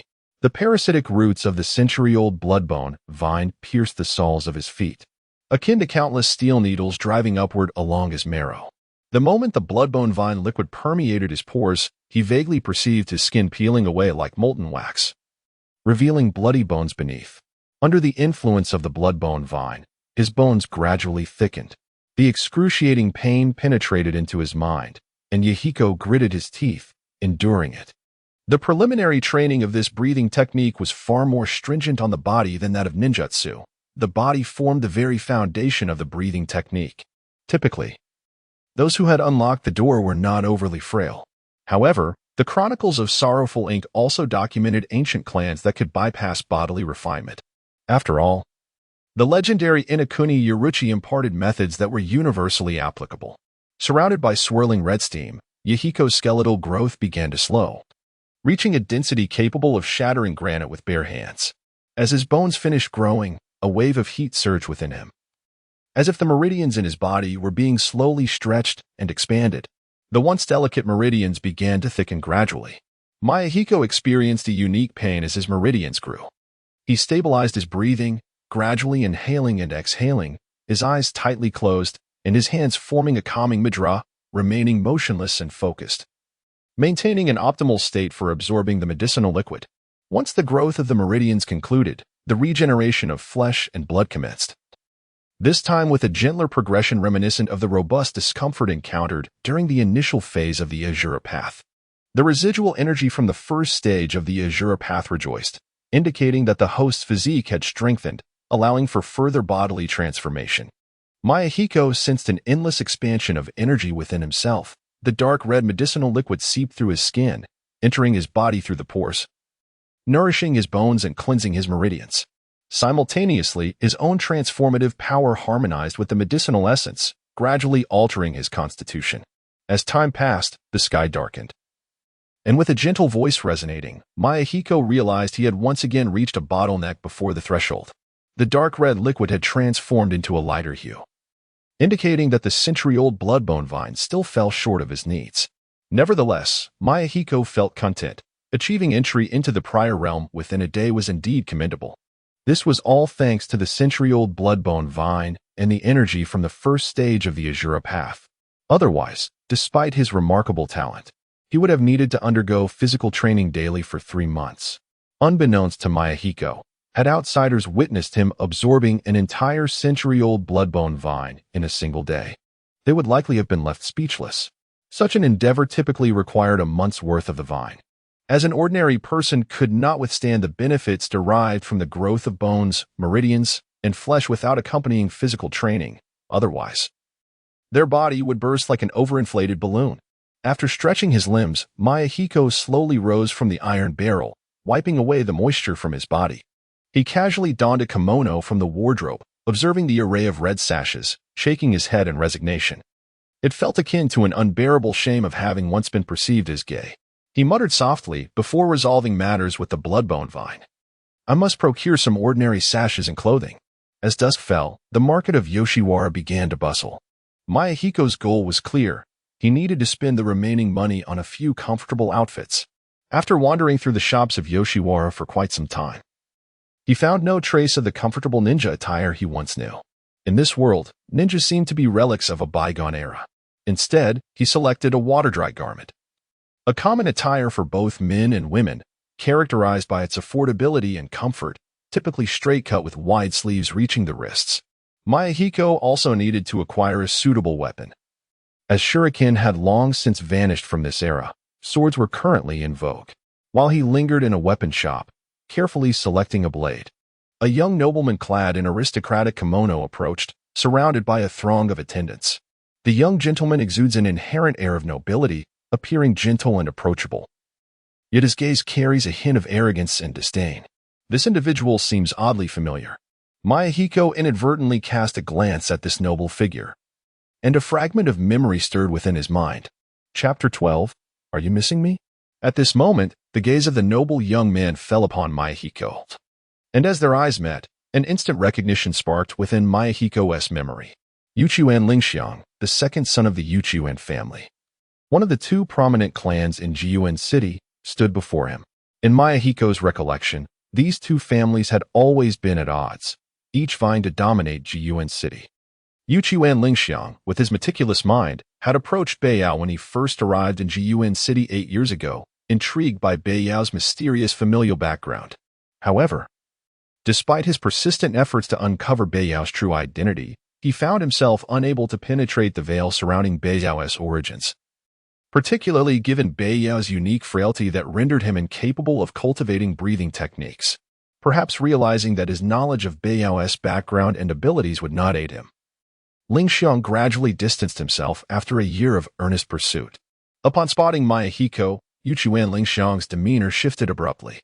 The previously nonchalant expression on his face transformed into one of acute sharpness, possessing a sensory ability unique to his family. He had once discerned that Bei Yao's physique was ill-suited for cultivating breathing techniques. Yet today, he keenly sensed a remarkable transformation in Bei Yao before him. His constitution had undergone a complete metamorphosis, having now surpassed the preliminary stages of breathing technique cultivation. Just days prior, Lingxiang had heard rumors of Bei Yao being humiliated by the debauched scion of the Huayuan family, Huayuan Xiong, while seeking bloodbone vines at the Huayuan market. It was proclaimed throughout Jiyuan City that Bei Yao would be unable to procure any bloodbone vines, as they would not sell even a single stem to him. In light of this backdrop, Bei Yao had achieved a preliminary breakthrough in merely 2 days. Bloodbone vines of at least a century in quality required not only immense talent, but also remarkable potential. Such rapid advancement seemed nearly impossible in Jiyuan City. Having identified Yuchuan Lingxiang in his memory, Mayahiko deemed it unnecessary to engage deeply with him. He had no inclination to ponder what the young man thought of him, and thus turned to leave, leaving Lingxiang standing there, perplexed. Mayahiko then stepped into a quaint little eatery, renowned for its distinctive Jiyuan City flavors. As he entered, the rich aroma of rice wafted towards him, enveloped in the warmth of the bustling atmosphere. He found an empty seat and ordered a signature delicacy of the era sasa cake. Before long, a beautifully crafted sasa cake was presented before him, wrapped in vibrant green bamboo leaves. As he gently peeled back the leaves, the fragrant aroma was released, and he savored a satisfying bite, delighting in its sweetness. Shortly thereafter, the establishment served him a steaming bowl of a refined dish, tsukudani. Just as he was about to lift the bowl to relish the flavors, a voice emerged from behind him. "Ah, Bei Yao, my dear brother, it has been quite some time. May I join you?" The voice was gentle and imbued with warmth. Turning to face the source, Mayahiko beheld Yuchuan Lingxiang approaching with graceful strides, a friendly smile adorning his face, devoid of any trace of the arrogance he typically exhibited. "Who might you be?" Mayahiko feigned confusion as he regarded Lingxiang, inquiring politely. "Oh dear Bei Yao, how could you forget me? I am your childhood companion, Yuchuan Lingxiang from the Yuchuan family." Yuchuan Lingxiang feigned a hearty laugh as he clapped his hand on Yahiko's shoulder before taking a seat. "Oh, I remember now. There seems to be such a person. What is it, Lingxiang? Have you suddenly thought of me?" Yahiko replied with a slight smile, savoring the delicacies on the table. Yuchuan Lingxiang gestured for his attendants to withdraw and spoke softly. "I have heard that your maid sold your house. Do you require my assistance? I can help you reclaim it." Yahiko shook his head with a smile, continuing to relish his meal. Such a trivial matter was hardly sufficient to warrant forging a connection with someone like him, who only acted out of self-interest. Noticing Yahiko's silence, Yuchuan Lingxiang chuckled heartily and continued, "I have heard that Lord Bei Yao has been searching for bloodbone vine in the city of Jun these past few days. Coincidentally, I have quite a bit of it available, and I shall send some to your residence tomorrow." The sole source of bloodbone vine, Bloodbone Mountain, was monopolized by the Haihara family, which the Yuchuan family had attempted to seize secretly but to no avail. Nonetheless, as a prominent family in Jun, the supply of bloodbone vine remained ample, albeit at a steep price. Yuchuan Lingxiang, wishing to befriend Yahiko, was indeed investing heavily. Within a year, he could only procure 3 pieces of bloodbone vine for his own cultivation. By not inquiring whether Yahiko needed it, but rather sending it directly, he demonstrated his sincerity. "How courteous of Master Lingxiang. Do you require my assistance with something?" Yahiko, well aware that there is no such thing as a free lunch, understood that Lingxiang's gesture was rooted in mutual interests. "Or perhaps, you simply miss me?" He jested. "Ha ha ha, you are a long-lost friend. Of course I miss you.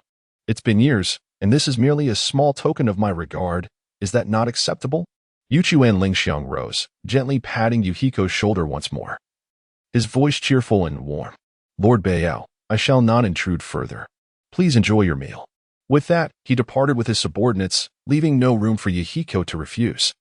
Yahiko shook his head with a wry smile. It seemed that Jun was indeed a complex web of relationships, since Yuchuan Lingxiang was so eager, and he himself required bloodbone vine. He would accept the offering to enhance his strength. In the future, if the need arose, he might extend a helping hand to Lingxiang, fully aware that friendships like that of Yuchuan Lingxiang were merely transactional. As night fell, Yahiko wandered aimlessly through the streets, taking in the night sky for the first time since arriving in this world. The same moon hung above, yet life unfolded in different realms of time and space. As he strolled, he found himself in a dark, deserted alley. Akikawa Unta had just finished drinking with his 7 subordinates, and they staggered through the alley, with him boasting about how his family was soon to ascend to the ranks of Juin's nobility. Congratulations, Untu. However, I heard that your family's wealth was pilfered from the first impotent man in Juin, Lord Bayao. He has since assaulted his mother and warned her to repay him within 5 days. One subordinate blurted out inopportunely, "You bastard!" Under the influence of alcohol, Akikawa clenched his fists tightly and delivered a punch to the face of the young subordinate, instantly knocking out one of his teeth. The subordinate, clutching his mouth, cried out in agony, "If you dare to utter another word about my family's wealth being stolen from the Bayao household, this shall be your fate. Do not blame me for failing to warn you. I have reiterated time and again that our family's prosperity is the result of my mother's diligent labor." The younger subordinates nodded in agreement, secretly harboring contempt, well aware that the wealth had indeed been acquired through theft, yet too intimidated by Akikawa's formidable presence to continue discussing the matter. They had previously assisted him in selling numerous antique vases and, under his overwhelming dominance, felt compelled to refrain from further discourse on the topic. Chapter 13. I only wish to break your legs or have mine broken when it comes to resentment. Akikawa Wudong felt an unnamed fire igniting within his heart, a blaze that reason could not extinguish. In this realm, he considered himself inferior to the youth of the 2 prominent families and merchant guilds, yet in these streets, he regarded himself as among the elite, especially with a genius brother by his side. Thus, he believed he was the most deserving suitor for Miss Mine. Alas, no matter how much he endeavored to curry her favor, he could never capture her attention. Ironically, it was she who frequented the Akikawa residence. And this stark contrast fueled Wudong's deep resentment, making him wish to consume Bayao alive. Wudong once thought Miss Mine's indifference stemmed from Bayao's mysterious background. After all, upon his arrival in Jiyuan City, he adorned himself in luxuries reminiscent of the royal regalia of the Dog Day Kingdom, which astonished the city's nobility, who eagerly sought his acquaintance. His mother had fortuitously become their sole servant. However, reality diverged sharply from expectations. 8 years swiftly passed, and Bayao's wealth dwindled daily. His mother had never encountered any other members of the Bayao family, and the enigmatic clan had faded from collective memory. Recently, his mother had finally transferred all of Bayao's assets to their household, even securing the property deed to pawn at the front trading company for money. He had once believed he was on the verge of nobility, hoping Miss Mine would regard him with newfound respect, yet she still cast him a disinterested glance. The most infuriating moment came when he returned home after being humiliated by Bayao, only to find his mother also trampled by Bayao, who demanded the return of the house and deed within 5 days. This thought made Wudong's teeth grind in fury. He had contemplated confronting Bayao, but his mother had restrained him, urging patience. "Let us see what Bayao can do to us if we refuse to return the house in 5 days." The only solace was that his physical prowess had reached a level where he was on the brink of advancing to the preliminary stages of breathing techniques. The bloodbone vine he had purchased a few days prior was still tucked away in his bosom. Soon, he would be a man capable of traversing this territory with confidence. With this thought, Wudong furiously struck the wall and spat on the ground, a cruel smirk curling at the corners of his mouth. "Let me encounter that brat. I shall break his legs and teach him a lesson about his own worth." His few subordinates echoed his sentiments. "Yes, our boss is soon to be a man among men. If we catch that feeble boy, we'll certainly give him a thrashing. So he knows the consequences of crossing you." As they spoke, their dazed minds suddenly recognized a familiar figure illuminated by the street light ahead. The figure ambled slowly, gazing up at the moon. "Boss, isn't that the feeble boy?" One keen-eyed subordinate exclaimed, recognizing Mayahiko up ahead, hastily informing Akikawa Wudong, hopeful that after they dealt with the weakling, their boss might reward them with a few gold coins. Akikawa Wudong was immediately filled with excitement upon spotting the tall figure. Truly, it was as if he had traversed a vast distance only to find what he sought effortlessly. The thought of that detestable Bayao brought him forth. This time, he must teach him a lesson. Mayahiko was walking alone on his way home when Akikawa Wudong, reeking of alcohol and flanked by 7 unruly companions, approached him and encircled the unsuspecting Mayahiko. Akikawa Wudong, tall and burly, bore a sinister grin as he scrutinized Mayahiko, who was flanked by his 7 lackeys, each exuding a sense of mischief. "Ah, if it isn't young Master Baiyao. Out late, are we? How lonely it must be. Allow us to keep you company." Akikawa Wudong sneered, his voice cutting through the stillness of the night like a knife. Mayahiko felt a surge of delight within. He had yet to confront Akikawa regarding the housing issue, and here he was, presenting himself. However, he maintained a facade of fear, stammering, "W. Wudong. What do you want?" Seeing Mayahiko's apparent trepidation fueled Akikawa Wudong's arrogance, as the usually stoic young man appeared flustered. He lifted his chin and declared, "All you need to do is kneel and call me father, and I shall let you go. Otherwise, I shall break both your legs." Upon hearing this, Mayahiko continued to feign cowardice, retorting, "So, you often indulge in breaking others' legs?" One of the lackeys boasted proudly, "Of course. Who in this area doesn't know of our master's ruthlessness? He is on the verge of advancing to the initial stage of breathing techniques, while another master possesses the key to unlock the door." Mayahiko's face betrayed an unmistakable excitement as he replied, "Then tonight, I wish to either have my legs broken by you or break yours." The 7 lackeys exchanged bewildered glances, scratching their heads in disbelief, unsure if they had misheard. Akikawa Wudong, no longer wishing to waste words, commanded with a wave of his hand, "Brothers, attack. Teach this brat a lesson. We must break his legs today." The 7 lackeys lunged at Mayahiko with ferocity. He pretended to panic, dodging left and right, appearing clumsy while artfully evading each assault. He wove through the crowd, deliberately exposing vulnerabilities to incite their reckless attacks. One lackey seized an opportunity and swung a fist toward Mayahiko's face. Mayahiko slightly shifted his body, effortlessly sidestepping the blow, and seized the assailant's arm, twisting it with force. A resounding crack echoed as the lackey cried out in agony, clutching his arm and rolling on the ground. One down, Mayahiko silently counted. With having cultivated empathy for pain, points 5. A smile crept onto Mayahiko's face. Indeed, these individuals had bullied others frequently, and tonight he could earn points once more. Another lackey, witnessing this, attempted a sneak attack from behind, launching a kick at Mayahiko. Mayahiko grinned. The attack was far too sluggish, unworthy of a ninja from Rain-Hidden Village. He swiftly stepped forward, pivoted, and delivered a powerful elbow strike to the lackey's chest. With an immense force, the blow sent the young thug soaring like a kite severed from its string, crashing heavily to the ground, unable to rise for some time.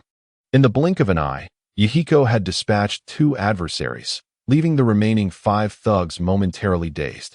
Yet, under the influence of alcohol, they mustered their courage to continue their futile assault on Yahiko. With agile movements, Yahiko evaded and countered with remarkable precision, each strike landing squarely on his opponent's vulnerable points. Before long, the 7 thugs lay sprawled on the ground, groaning in agony. Chapter 14. This matter is far from over. The once triumphant smile on Akikawa's face abruptly froze, his eyes widening in disbelief at the scene before him.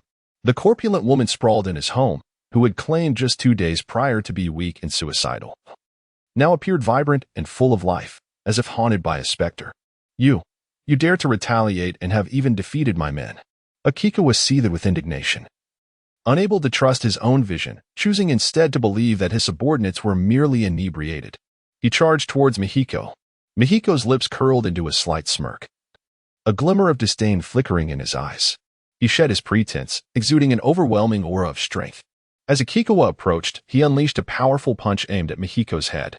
Unfazed, Mihiko lowered his head slightly, effortlessly evading the blow, and swiftly retaliated with a kick to Akikawa's abdomen. The force of the kick sent Akikawa staggering backwards, struggling to regain his balance. In a fit of rage, he lunged at Mihiko once more, convinced that as a practitioner on the brink of advancing his breathing technique, he could not be bested by a man he deemed feeble. This time, his attacks became more frenzied, each punch slicing through the air as he sought to restore his dignity in front of his subordinates. Yet Mihiko remained composed, seizing the moment of Akikawa's vulnerability. With a sudden burst of speed, he lunged forward, his hands resembling the talons of an eagle as they gripped Akikawa's shoulders, then effortlessly tossed him aside. Akikawa's massive frame hit the ground with a resounding thud. Struggling to rise, Akikawa found himself in excruciating pain, trapped beneath the contemptuous weight of Mehiko's foot on his chest. Utterly powerless. With a venomous glare directed at Mehiko, he seethed, You will pay for this. This is not over. Mehiko dusted off his clothes, casting a cold glance at Akikawa as he replied, Indeed, this matter is far from concluded. With that, he pressed down forcefully, eliciting sounds akin to a slaughtered pig from Akikawa, who appeared particularly wretched under the dim light. As Mehiko continued his relentless assault, he chanted a slogan of triumph. How many floors must a sack of rice endure? Akikawa has developed a shared sense of suffering with points earned 10, 10, 15. It was evident that Akikawa had a history of bullying others, and Mehiko chuckled as he reflected during this time of reckoning. Akikawa has developed a shared sense of suffering with points earned 0, 5, 0, 5, 0. Eventually, Akikawa's ordeal came to an end. Lying on the ground like a lifeless pig, devoid of any will to continue, the 7 subordinates nearby ceased their moans, trembling in the shadows of the street corner, fearful that this demon would take pleasure in tormenting them once more. Humph!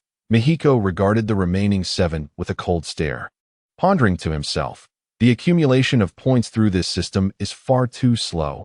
Witnessing the 5, 10 is hardly sufficient to unlock the remaining 6 paths at 10%, and it will only become increasingly difficult. Perhaps I should consider leveraging others' experiences for shared suffering. It might just accumulate to my benefit. The 7 of you shall henceforth be my loyal subordinates, lamented Biyo with an air of authority. Today, hasten back to your dwellings. For tomorrow afternoon I shall summon you to my estate. I have matters to discuss. The remaining 7 struggled to rise, bowing fervently before Biyo, exclaiming, Eldest brother? For one day you are our eldest, for a lifetime you shall remain our eldest. We shall arrive punctually tomorrow afternoon. The once formidable Akikawa Wudong had diminished in stature, while the present Biyo was a force to be reckoned with. Well versed in the art of navigating shifting allegiances, they recognized the gravity of the situation. The echoes of Akikawa Wudong's earlier cries still resonating in their ears. Once the 7 had departed, Biyo cast a glance at the subdued Akikawa Wudong beneath his feet, reflecting on the matter of the property deed. How shall I put it, my dear Wudong? Our debts are settled, yet this affair is far from concluded. It is time to reckon with the accounts of your family. Akikawa Wudong was engulfed in regret, chastising himself for provoking this calamity under the influence of alcohol. His mother had warned him that after returning from his ordeal, Biyo's demeanor had grown considerably more ruthless. He should refrain from inciting his wrath. When Biyo sought the property deed, he ought to have delayed, waiting for his brother's return to resolve everything. Now, it appeared that Biyo intended to extract both tribute and demands, having taken his subordinate while also pressing for the deed. Akikawa Wudong remained silent, observing how Biyo would proceed. Biyo, unperturbed, effortlessly lifted Akikawa Wudong as if he were a mere chick, while discreetly recalling the location of the Akikawa residence. Wudong's face twisted in disbelief. He weighed at least 200 pounds, yet he was lifted with such ease. Was this man already on the verge of mastering the breathing technique? As this thought crossed his mind, despair washed over him. Tentatively, he inquired, Are you at the preliminary stage of the breathing technique? Perhaps, Biyo responded, plunging Wudong further into hopelessness. Biyo reminisced about the once destitute Akikawa family, whose dwelling seemed as if it could be uprooted by a gust of wind. It was a dilapidated wooden house on the outskirts of town, its thatched roof uneven and sparse, allowing sunlight to filter through the gaps whenever it rained. The interior resembled a sieve, with water dripping incessantly. 8 years prior, a maid named Akuri had knelt before him, proclaiming her need to care for her 3 children after their father's passing. As a frail woman, she implored for the position of a servant. Soft-hearted, Biyo acquiesced, allowing her to reside in his home.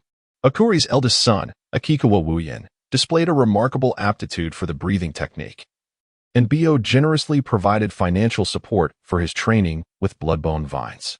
The second son, Akikawa Chitong, had a penchant for business, and Biyo granted him seed capital to embark on his commercial endeavors. The youngest son, of a similar age to Biyo, lived and dined alongside him. 8 years had elapsed, and Akikawa Wuyen had secured the key to enter the opening gate. It was said that Akikawa Chitong had become a regional agent for the largest trading company in the Dogri nation, Mitsui Trading Company. Meanwhile, the least accomplished, Akikawa Wudong, wandered aimlessly around Yoshiwara City. After serving the Beiyao family for 8 years, their once abundant wealth, sufficient to sustain a common family for generations, has mysteriously vanished. While the Chikawa family appears to have undergone a remarkable transformation overnight, their new residence, situated in the heart of the town, exudes grandeur. The house is constructed from robust timber, adorned with a vibrant crimson finish that gleams with an air of nobility under the sun. At the entrance, 2 imposing stone lions stand sentinel, symbolizing the current status and affluence of their owner. Chapter 15. The unashamed are indeed invincible. Behind the opulence of the Akikawa family lies a tale of unscrupulous thievery. They have not only pilfered a substantial fortune from the Beiyao family, but have even gone so far as to seize the deed to the Beiyao estate. Mayahiko, gripping the inebriated Akikawa Wudong by the left hand, rapped sharply on the Akikawa's grand door with his right. The resounding knocks echoed through the stillness of the street. Before long, the door creaked open, revealing a shifty-eyed servant who, upon recognizing Beiyao, displayed a hint of disdain. "Ah, if it isn't the fallen Lord Beiyao, what brings you here?" Mayahiko chuckled coldly. "Your young master has had a bit too much to drink, and I believe I am merely returning him to you." He waved the battered figure of Akikawa Wudong, whose face was a grotesque sight. The servant's face paled. He had heard whispers of Beiyao's intent to collect on debts, but the reality of it was startling. He quickly retreated to inform the head of the household, Alarai. Moments later, Alarai emerged, breathless, adorned in an extravagant kimono cinched at the waist with a jewel-encrusted obi, radiating opulence. Her expression momentarily flashed with panic upon seeing Mayahiko with her son, but it quickly morphed into a pitiful demeanor. "Oh dear, my little master, how could you inflict such harm upon my son? This boy is your childhood companion. How could you be so cruel?" Alarai lamented, clutching her chest as if stricken with grief. Mayahiko, well acquainted with Alarai's theatrics, replied coldly, "Your precious son just threatened to break my legs. Which do you find more cruel? The fact that I haven't broken his legs yet? Your Wudong brother merely spoke in drunken bravado." Detecting the scent of alcohol on Wudong's breath, Alarai hastily attempted to justify. Mayahiko scoffed, "So, being inebriated gives one the license to threaten my life? Had I been defenseless, it would have been my legs at stake today. Do you believe you would still wear that pitiful expression? Shouldn't you be rejoicing instead?" He dismissed her pleas. "Enough of this nonsense. I am here to reclaim the deed and the money. Prepare them promptly." Alarai's complexion shifted from pale to ashen. She had not anticipated the once feeble Beiyao rising so swiftly to power. The sight of Wudong in such disarray was a stark reminder of his threats from days prior, which she had failed to quell. Yet, she maintained a facade of calm resignation, raising her hands in a gesture of surrender. "Lord Beiyao, you know how challenging these years have been for us. Chitong has taken all the funds, and we are barely scraping by. I implore you, for the sake of the bond shared by the children, to show mercy and spare us." Mayahiko, unwilling to engage in further dialogue, exerted a slight pressure on Wudong, prompting a sharp cry of pain. "Cease this charade. Years ago, you knelt before me not with such insolence. For 8 long years, you served as a servant in my household, yet you repaid my kindness with betrayal, pilfering my family's possessions, even the deed to our estate." Alu watched her son, who was wailing, and a flicker of compassion crossed her eyes, only to be swiftly replaced by a fade of defiance. "Young Master Beya, your actions, if made public, could tarnish your reputation. For the sake of wealth, you resort to such cruelty against a childhood companion. Consider how others will perceive you." Indeed, the audacity of the shameless knows no bounds, and Mayahiko was beginning to witness just how Beya had endured this family for 8 long years. What remarkable patience he must have possessed. Yet, Mayahiko's patience was waning. He hurled Akikawa Yutan to the ground, pressing his foot down upon him, who lay there like a puddle of mud, groaning in agony. "I have no desire to engage in idle chatter with you. Were it not for this brat's ambush, which I thwarted, I would have visited you another day. My demands are simple. You have been aware of my family's wealth for the past 8 years. Today, I require merely 10,000 gold coins and the deed to the property. From this day forth, we shall part ways. Should you fail to return the money and relinquish the deed, Do not blame me for what may befall your son. Alu's face darkened as she regarded Mayahiko. The current Bea exhibited a ruthlessness she had underestimated. However, when the Bea family first arrived in Guyane, their wealth had approached 1,000,000. Thus, her demand for 10,000 gold coins was not entirely unreasonable, though she herself had no intention of repaying even that amount. Noticing Alu's hesitation, Mayahiko wasted no time. He pressed down harder with his foot, eliciting a pained howl from Akikawa Yutan, blood trickling from the corner of his mouth. Alu, witnessing the unprecedented intensity in Bea's gaze, realized that failure to produce the money and deed would indeed cost her a son. She swallowed hard, her eyes filled with resignation. Very well, young Master Bea, wait a moment. I shall summon someone to fetch the money. She turned and signaled to a servant behind her. The servant understood the cue and hurried deeper into the estate. It was over. The Akikawa family's wealth had amassed to a considerable sum several years prior. Yet Alu chose to remain in Bea's household as a servant, primarily to extract every last drop of wealth from him. The deed had been the last remnant of their fortune, and having stolen it, she thought she had completed her exploitation. Little did she anticipate that the Bea who awakened from his stupor would be a transformed individual. The deed she had sold was returned to her, a precaution against any reckless actions Bea might take. Before long, a servant emerged, struggling to carry a heavy wooden chest, another servant carefully cradling a copy of the deed. With a thud, the servant placed the chest on the ground, glaring fiercely at Mayahiko as he slowly opened it to reveal a disarray of gold coins and silver notes. This is the 10,000 gold coins you requested.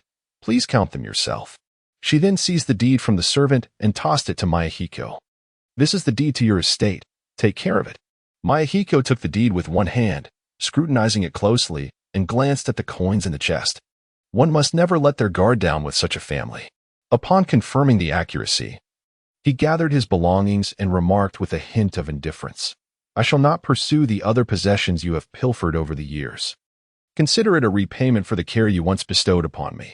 From this moment forth, we shall have no further connection. Chapter 16. It is best not to provoke me again. With his head bowed and fists clenched, Ali dared not utter another word. Mian crouched down, preparing to lift the box, while Akikawa looked at him with bloodshot eyes, filled with a fierce intensity. Mian remained unfazed. He had witnessed too much of this kind of hatred during his time as a ninja. The man named Hanzo had taught him through tangible actions that strength was the only truth.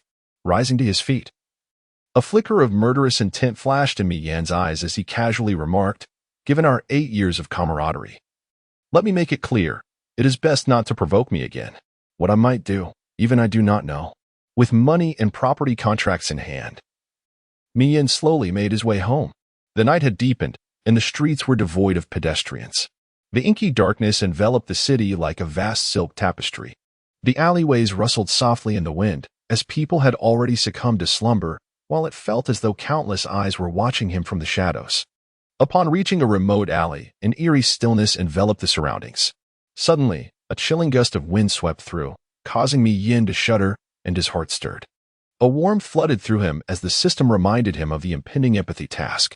At that moment, a captivating figure emerged slowly from the darkness. Dressed in an exquisite kimono, the slender silhouette had long hair cascading down to her waist, her skin radiant under the moonlight, reminiscent of fine jade. She turned her back to Yin, seemingly in anxious search of something. When she finally faced him, her pitifully delicate features gazed at him as she softly spoke. Dear sir, I seem to have lost my way. I have nowhere to stay tonight, and it is quite unsafe at this hour. Might I impose upon you for a place to rest? Her voice was melodious, laced with a subtle allure. I'm afraid my home has no spare rooms. Yin replied coldly. Oh dear, why must you be so unromantic? I could share your bed, and then you could do as you please, the beauty said. Her gaze dreamy as she gently caressed her hair, revealing her snow-white thighs. A faint smile played on Mian's lips as he feigned being entranced, nodding in agreement. Well, if there's a place, my bed is quite spacious and accommodating. Yet, internally, he remained vigilant, closely observing her every move. With a triumphant smile, she inched closer, her hand lightly resting on his shoulder. If you cannot wait, we could commence now. As her pink lips approached, Mian pushed her away with his hand. I cannot condone such behavior in this place. I am of noble birth.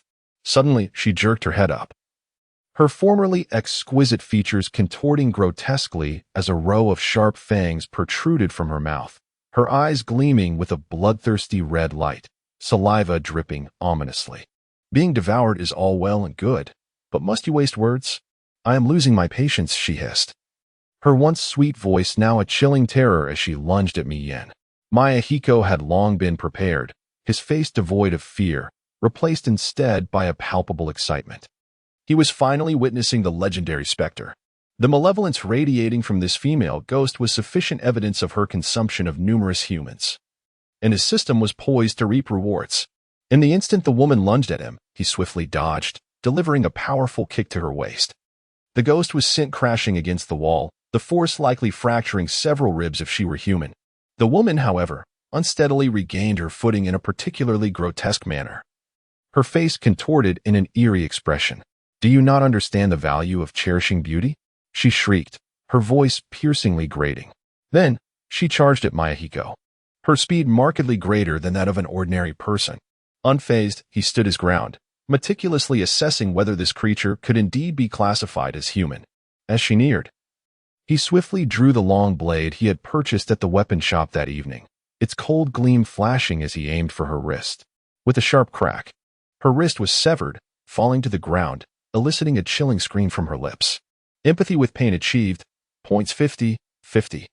This empathy score was on an entirely different level from that of common ruffians. He believed without doubt that she had claimed many lives. Clutching her severed wrist, she did not bleed. Instead, a plume of black smoke emanated from the wound. With another shrill scream, the smoke began to coalesce rapidly, and in a matter of moments, a new arm sprouted forth. Could this be the other faction described in the Chronicles of Woe, the specters eternally roaming in the shadows? This creature was far more repulsive than he had anticipated, Mayahiko mused inwardly. You ignorant human who lacks appreciation for beauty, dare you harm me? I am immortal, and today I shall savor your bones, extracting every last drop of marrow. The ghost growled fiercely, then, like a wraith, lunged at Mayahiko with even greater speed. A flicker of alarm surged through him. Despite her muscle density appearing weak, her ghostly transformation had likely augmented her physical capabilities twofold. For those unwilling to cultivate breathing techniques, descending into the realm of the undead was indeed a shortcut, albeit one that condemned them to eternal darkness and a diet of human flesh, an existence not easily endured. Mayahiko refrained from overestimating himself and activated his reincarnation eye, the black patterns spinning rapidly. The ghost's movements slowed considerably, and as she lunged closer, he seized the opportunity, swinging his blade with ferocity. The strike cleaved her body in two, each half crashing to the ground. How many flights of stairs must I carry a bag of rice? Oh, how am I to know how many flights? The ghost wailed in agony. Empathy with pain achieved, critical hit points 100. As before, the ghost did not perish. The severed halves writhed, attempting to rejoin. I barely escaped from prison, and I haven't even feasted on human flesh yet. How could I possibly die? She raged with fierce defiance. Prison? Is there truly a prison here for the confinement of spirits? Yahiko pondered in silence. He did not impede the reconstitution of his body. Rather, he sought to uncover whether these specters could be resurrected an infinite number of times, or if there existed certain special conditions for their revival. As a ninja, acquiring information is of utmost significance. Furthermore, he wished to exploit this female ghost to accumulate points. This particular specter had endured countless transformations and resurrections, her agonizing struggles giving rise to a chorus of anguished wails. Each utterance of her threats was exceedingly unpleasant. Ultimately, during Yahiko's 10th strike, the blade flashed, and the female ghost was cleaved in twain, her lips still spewing curses even as her body inexplicably dissolved into a cloud of black smoke, gradually vanishing. Throughout this entire ordeal, the empathy system registered 3 instances of compounded empathy points, along with 1 critical hit. This indicated that while the empathy points accrued from the spirits were substantial, their accumulation appeared to be more arduous, possibly due to the fact that he had slain her multiple times. You truly possess remarkable patience, a youthful voice resonated from behind him. Chapter 17, The Night Watcher's Alliance. You truly possess remarkable patience. Following the sound, Yahiko turned to see a young man with silver hair, clad in sunglasses. with a complexion reminiscent of sun-kissed wheat. He appeared to be in his 20s, dressed in a black leather jacket adorned with a distinctive silver badge featuring a crescent moon. With a slender physique, he wore black gloves and brown trousers, standing tall with a slightly lowered gaze that exuded an air of defiance. Is he friend or foe? Yahiko pondered, considering that if this individual were an enemy, he would undoubtedly be the most formidable presence he had encountered since arriving in this world. If he was not mistaken, this man had at least attained the open door level. Generally, a typical demon could be vanquished by severing its neck. Yet this one exhibited such patience, allowing the demon's blood to deplete before it dissipated naturally. Demon blood is a vital requisite for humans to transform into demons. The primordial demon blood is obtained from the demon king and subsequently transmutes the individual into a demon. However, the blood acquired from the demon king remains under the demon king's control. Consequently, some demons devised a method to extract the blood of ordinary humans, laden with resentment, refining it into demon blood. Logically, the more demon blood one possesses, the stronger the demon becomes. Demons consume humans primarily to siphon off this blood of resentment. Observing Yahiko's hostile demeanor, the young man chuckled softly before continuing. My apologies. I have yet to introduce myself. I am Hiroshi Yano, affiliated with the Night Watchers Alliance, merely passing through this area. Upon hearing the name of the Night Watchers Alliance, Yahiko recalled its mention in the Bayou Chronicles. In this continent known as Insect Land, the three principal human factions are the government military, the Night Watchers Alliance, and the Demon Slayers. The military serves as the governing body under the tyrannical rule of the current regime, while the Demon Slayers are an ancient organization solely dedicated to exterminating demons, purportedly established by an old noble house. The Night Watchers Alliance, on the other hand, straddles both military and civilian spheres, collecting a protection fee to ensure the safety of a city or town during the night. As it stands, the hierarchy of power among these three entities ranks the military above the Night Watchers Alliance, with the Night Watchers Alliance surpassing the Demon Slayers. Greetings, I am Bayou. Simply passing through, Yahiko replied. Hiroshi Yano adjusted his sunglasses, scrutinizing Yahiko. No surname? In this continent, a surname signifies one's familial allegiance. His inquiry was an attempt to discern which clan Bayou belonged to. I am uncertain of my surname, Yahiko confessed, having long been puzzled by his own lineage. The enigma surrounding Bayou's background was profound. He had once utilized this identity to intimidate members of the Frank Trading Company upon his arrival in this world. While it was clear that Bayou hailed from an affluent lineage, the chronicles offered no insights into this matter. Now, all he could recall were fragments of his 8 years in Yoshiwara City. Memories prior to the age of 8 seemed sealed away, leaving him with an overwhelming void when he probed deeper. Well, just now that malevolent spirit was being pursued by my subordinates for several days, and fortuitously. I witnessed you dispatching her, Hiroji Yano remarked with a smile. Isn't it the duty of your Night Watch Alliance to safeguard the city during the night? Had I arrived a moment later, I might have been devoured by that fiend. Yahiko replied in a steady tone. Alas, this city has not been tranquil lately. An increasing number of individuals have succumbed to the demonic, and these fiends are quite adept at concealing themselves. In response to Yahiko's inquiry, a flicker of flame ignited at the tip of Hiroji Yano's index finger. Upon seeing this flame, Yahiko perceived the latent power it harbored, capable of reducing a person to ash in an instant. His pupils slightly constricted. Indeed, this individual had entered the realm of opening the door, and likely possessed a mastery that transcended mere entry. It seemed he had at least reached resting the door. Contemplating this, Yahiko raised his gaze towards Hiroji Yano. He had never heard of a human in the entirety of Gion possessing the resting door. If he were to confront such an adversary, perhaps he could utilize the technique gifted by the system, water breathing, great fish bomb technique, to escape this predicament. Noticing that his intimidation of Yahiko had borne fruit, Hiroji Yano smiled faintly. I wish to understand what those black, patterned eyes of yours signify. I sense they harbor great danger. When Yahiko encountered this malevolent spirit, Hiroji had been nearby, poised to eliminate the fiend, only to notice that Yahiko's eyes were somewhat distinct. It is a family heirloom. I hope you do not delve too deeply into its significance.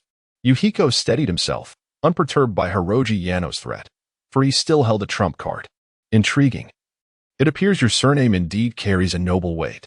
Hiroji Yano retracted the flame. In Gion, there were few who could remain composed before their own flames. There existed only one possibility. The individual before him hailed from a lineage possessing greater strength than his own. Realizing that he could not glean much from Yahiko, it would be prudent not to provoke him. Lord Yano, you should have informed us of your arrival. It has resulted in our negligence. A few humans approached from behind. They were clad in silver-gray linen garments, fitted with standing collars, and adorned with specially crafted silver badges, the edges embroidered with a silver crescent symbol. The leader, a robust figure with a silver badge featuring 3 stars, held a knife that shimmered with an unusual light. "Oh, it is nothing. I merely came to stroll." Hiroji Yano replied with a slight raise of his brow, producing a moon card from his pocket and tossing it to Yahiko. Turning to the leader, he said, "This individual is a friend of our Night Watch Alliance. Be sure to assist him with any matters he requires." Without a backward glance, he vanished into the dense darkness of the night, leaving Yahiko, perplexed, behind. The 3 individuals beside him, however, narrowed their pupils, their faces betraying envy. This was the golden card dispensed by the youngest Grand Steward in history. Yahiko scrutinized the card closely. Its primary hue was black, emblazoned with the words of the Night Watch Alliance on the front, while the back featured a moon. He found himself puzzled as to its purpose. The figure at the forefront approached, a hint of reverence in his demeanor. "Esteemed guest, my name is Hanwei Sakata, the steward of the Night Watch Alliance in this city, which means I oversee the affairs of the Night Watch Alliance." "What is this?" Yahiko inquired, fiddling with the card in his hand. "This is the gold card bestowed by our esteemed Grand Steward of the Night Watch. Only those who ascend to the rank of Grand Steward are authorized to distribute such gold cards. Each individual is permitted to issue only 3 cards, and those who receive them will enjoy various privileges akin to those of the Grand Steward, with the exception of participating in the decision-making processes of the Alliance. The privileges granted to the recipient of this gold card are contingent upon the issuer. Thus, should our Grand Steward attain the status of a lord, your rank will also be elevated," Hanwei Sakata respectfully articulated. Chapter 18. My admiration for my elder brother in the wild. Hiroshi was rather reticent upon our first meeting. He simply delivered his gifts and then took his leave. This sunglasses guy exhibits quite the generosity, though it undoubtedly stems from his formidable and enigmatic background, compelling Hiroshi to draw closer to him. The influence of the Night Watch Alliance is not insignificant on Insect Continent, and my proximity to them can only yield advantages. Mayahiko nodded, expressing gratitude to the esteemed steward from earlier. "If there is any task you require assistance with, please do not hesitate to ask. We are about to commence our patrol in that direction." After a slight bow, Hanwei Sakata departed with 2 others toward the distant street. Observing Hanwei Sakata's retreating figure, Mayahiko sighed softly. It was evident that Hanwei had also opened the door. Were it not for the allure of the golden card, he would not have treated me with such courtesy. Tonight, I had already encountered 2 individuals who had also opened the door, belonging to the Night Watch Alliance. "Is the esteemed Master Baiyao at home?" Mayahiko inquired, as Ling Xiang had sent us to deliver a modest gift. Having just finished breakfast, he heard someone at the entrance asking. Since they were unaware of Baiyao's surname, they respectfully referred to him as Master Baiyao. Mayahiko opened the courtyard gate, reflecting on how swiftly Yuchuan Lingxiang acted, as he was greeted by several servants standing respectfully outside. As the gifts were presented, he chose to disregard any concerns, for he intended to utilize the bloodbone vine. "Come in," he beckoned. The servants filed in, each cradling gift boxes of varying sizes. They carefully placed the boxes upon a small table in the hall, filling it to the brim. "Master Baiyao, these are but a token of my young master's regard. I hope you will graciously accept them." The lead servant bowed, a sycophantic smile adorning his face. Mayahiko approached and casually opened several boxes, the contents gleaming with opulence. Gems, jade, and silks lay within. Yet, he found himself disinterested. His primary focus was the bloodbone vine. The sooner he entered the harm door, the more secure he would feel, delaying his demise. The bloodbone vine served as the essential catalyst for those first entering the opening door. He opened a box that emanated a soft red glow. As he slowly lifted the lid, he discovered several tendrils of bloodbone vine lying quietly within. This was indeed the most vital treasure. A smile graced Mayahiko's lips. "Did your young master convey any additional messages?" he inquired, turning to the lead servant. The servant promptly bowed and replied, "It is merely a gesture of goodwill, hoping to foster a connection with you." "Huh. Then please extend my gratitude for his kind intentions," Mayahiko responded with a slight smile directed at the servant. "Master Bayao, you are too kind. If there are no further instructions, we shall take our leave," the servants remarked, relief evident on their faces as they exited respectfully. Mayahiko perused the Bayao notes, which indicated that prior to opening the door, there are 3 preparatory phases. The initial phase focuses on enhancing physical strength. Generally, anyone diligent enough can achieve this, even those from less affluent backgrounds. Without the bloodbone vine, consistent training for a year should suffice. The mid-stage necessitates an enhancement of one's physical endurance, with each individual employing distinct methods. However, the ultimate criteria for judgment remain uniform. Some aristocrats possess gravity chambers, where maintaining a steady heart rate for an hour suffices. The most expeditious method, as highlighted by Bayao, involves the use of bloodbone vine combined with dragon scale iron sand, enduring a week without food, drink, or rest. If one perseveres through this, they have indeed entered the mid-stage. The latter stage, known as the opening phase, is pivotal, as it often proves to be a hurdle for many and determines whether one can practice the breathing technique effectively. This stage involves acquiring the key to unlock the door, thus granting the qualification for entry into the opening. As for this key, Bayao himself struggles to articulate its nature. Most individuals form this key through meditative energy gathering, creating it within their own bodily space. Others may forge this key in times of peril or even through overwhelming joy. The process of key formation remains an enigma for all who study breathing techniques. As Mihiko pondered, a cacophony of lively chatter erupted from outside. "Bayao, we have arrived," exclaimed a voice belonging to the 7 subordinates Mihiko had recruited from Akikawa Yudo the previous day. Mihiko raised his gaze to see the 7 individuals at the forefront, their faces alight with excitement, accompanied by a throng of onlookers, numbering around 20 or 30. Among this diverse assembly, Mihiko recognized 3 familiar figures, the very trio that had assisted him in unlocking the system. They, too, noticed Mihiko, exchanging furtive glances. Upon seeing them, Mihiko was suddenly reminded of the white-haired hedgehog. Their shared empathy was the key to activating the system. He resolved to seek him out when time permitted. "Bayao, these are all our brothers. Upon hearing of your heroic deeds, they have come to admire you just as I do," one of them remarked with a sheepish smile. His hand still bandaged from the previous day's incident when Mihiko had inadvertently broken his arm. Mihiko's gaze shifted to the injured hand, and he let out an awkward chuckle. Rather than admiration for him, it seemed more an adulation for violence itself. He had not anticipated that such brutality would attract so many. "Since you're here, come inside." Mihiko gestured for everyone to enter. They filed in, transforming the once spacious room into a bustling gathering. Each person bowed before Mihiko, exclaiming, "We pay our respects, big brother." Their voices resonated harmoniously throughout the room. "Please, rise," Mihiko urged, observing the glimmer of admiration in their eyes, which stirred within him a unique sentiment. He reminisced about the Akatsuki organization he had once established for the sake of peace in the ninja world. What had become of that organization? Did each member still fight for harmony in the ninja realm? Mihiko approached the table laden with gifts, seizing a box containing the bloodbone vine, then pushing the remaining treasures, jewels, silks, and various offerings toward the gathering, proclaiming, "Each of you may select one gift as a token of our first meeting." The subordinates paused momentarily. Then their faces illuminated with expressions of delight. "Big brother, this is too generous. Such precious gifts." The leading subordinate hesitated, yet his eyes betrayed a glimmer of greed. "Without further ado, take what you wish," exclaimed Yuhiko with magnanimity. "Since you are now my younger brothers, there is no need for such formality. Take these items, whether to enhance your lives or to elevate yourselves." Chapter 19. I have a dream those present, who would inevitably become delinquents, were not from affluent backgrounds. There were none who engaged in such misconduct purely out of interest. Upon hearing Yuhiko's words, The crowd felt a profound sense of empathy.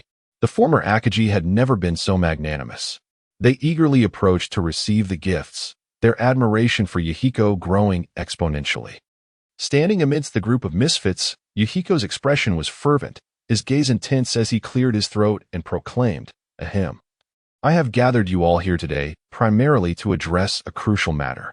We drift through life in a daze, looked down upon by others. Are we truly content to continue in this manner?" The delinquents exchanged glances, some bowing their heads in silence. Most of those present hailed from impoverished neighborhoods, having spent their youth engaged in a perpetual cycle of violence and bullying the weaker. Among them, Akagi's mother had sought to elevate her status by working as a servant, eventually lifting her family from poverty. They had hoped to share their newfound prosperity with their comrades, only to find that her temper had become exceedingly volatile. Relying on their newfound wealth, she would strike them at the slightest provocation, and they continued to endure lives marked by scorn. Naturally, they were discontented. A few murmured their dissatisfaction, but what can we do? The training for breathing techniques requires a certain financial foundation. Who wishes to lead an ordinary life forever? Yet, they found themselves powerless, lamenting that the bloodbone vine now cost 1,000 gold coins, an accumulation of their family's savings over many years. Others expressed their grievances. "It's that damned Hyugen family, monopolizing the bloodbone vine in this city." The crowd erupted in a chorus of complaints against the Hyugen family, indicating that their monopoly had stirred public outrage. Yahiko raised a hand to quiet them, recognizing that everyone understood the oppressive feeling associated with the breathing techniques. Therefore, he continued, "Must we not strive to rise above the weak? We should aspire to strengthen ourselves and engage in meaningful endeavors." Yahiko pressed on those ruffians, who, relying on their meager talents and wealth, trample upon the lives of others, inflicting suffering.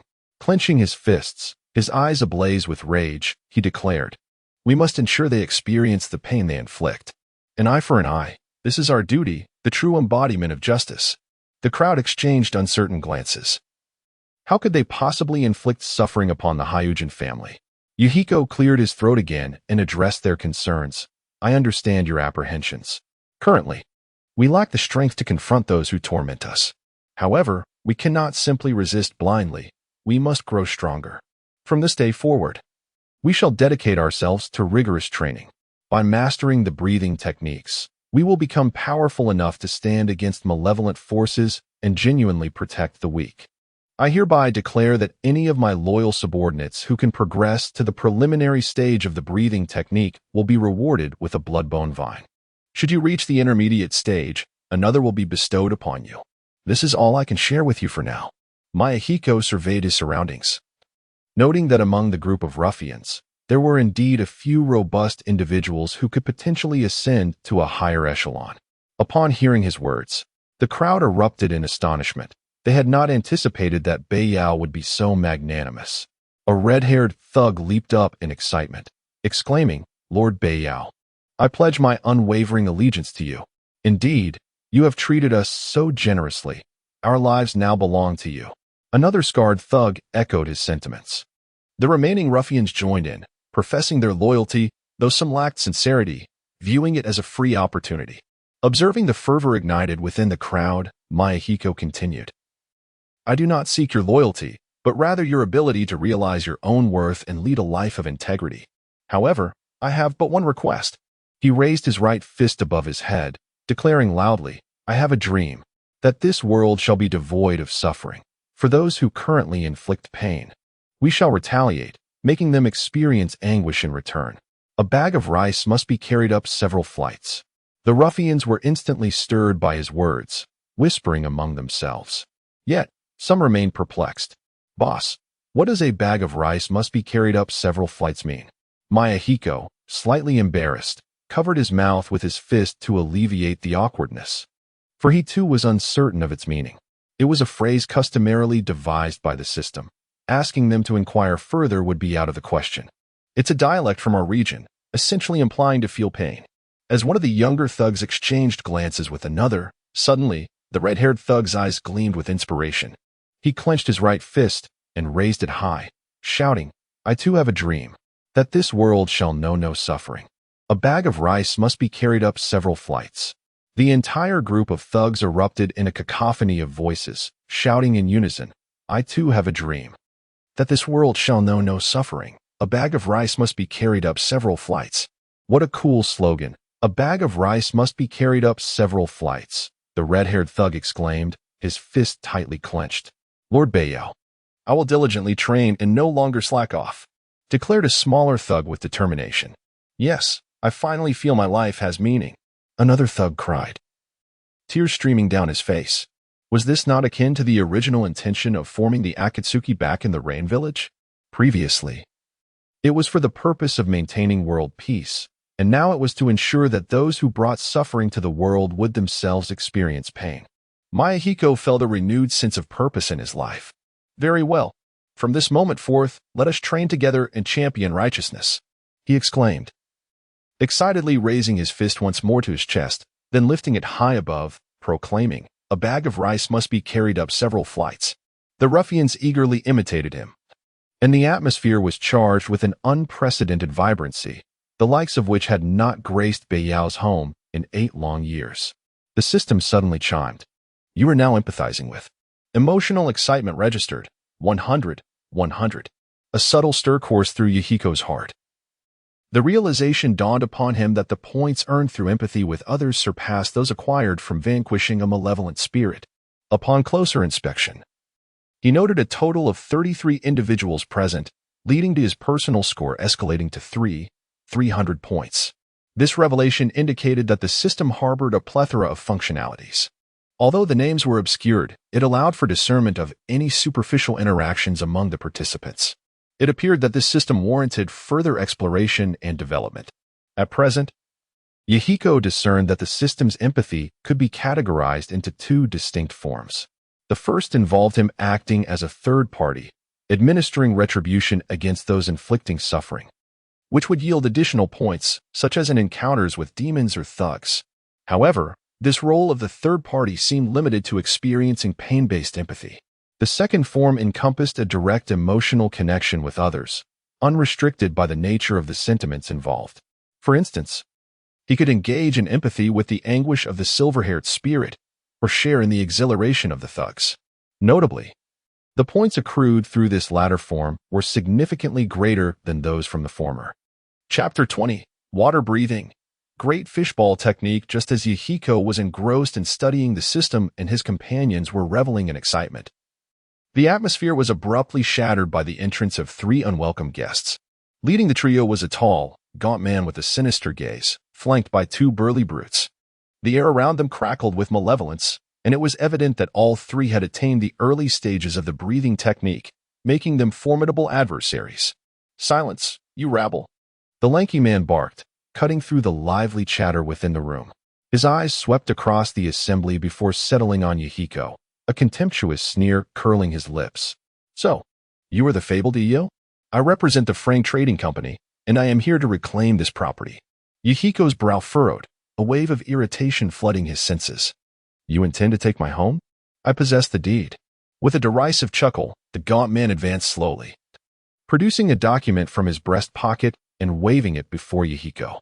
"Your deed is a forgery. This document in our possession is the authentic one. If you have any sense, you will vacate this place immediately, or else." The 2 hulking figures behind him cracked their knuckles menacingly, their expressions laden with threat. Yahiko discerned the underlying motive. This was clearly a calculated provocation. He had but 2 foes in the city, the Akikawa family or the Haihara family. With a wry smile, he retorted, "How can you be so certain that your document is genuine while mine is not?" He mimicked the man's earlier gesture, brandishing his own deed. The gaunt man momentarily faltered, his countenance darkening. He was at a loss for words. His own document was indeed a counterfeit. He had come under orders to test Yahiko's prowess, yet without a legitimate cause, he felt compelled to act against his better judgment.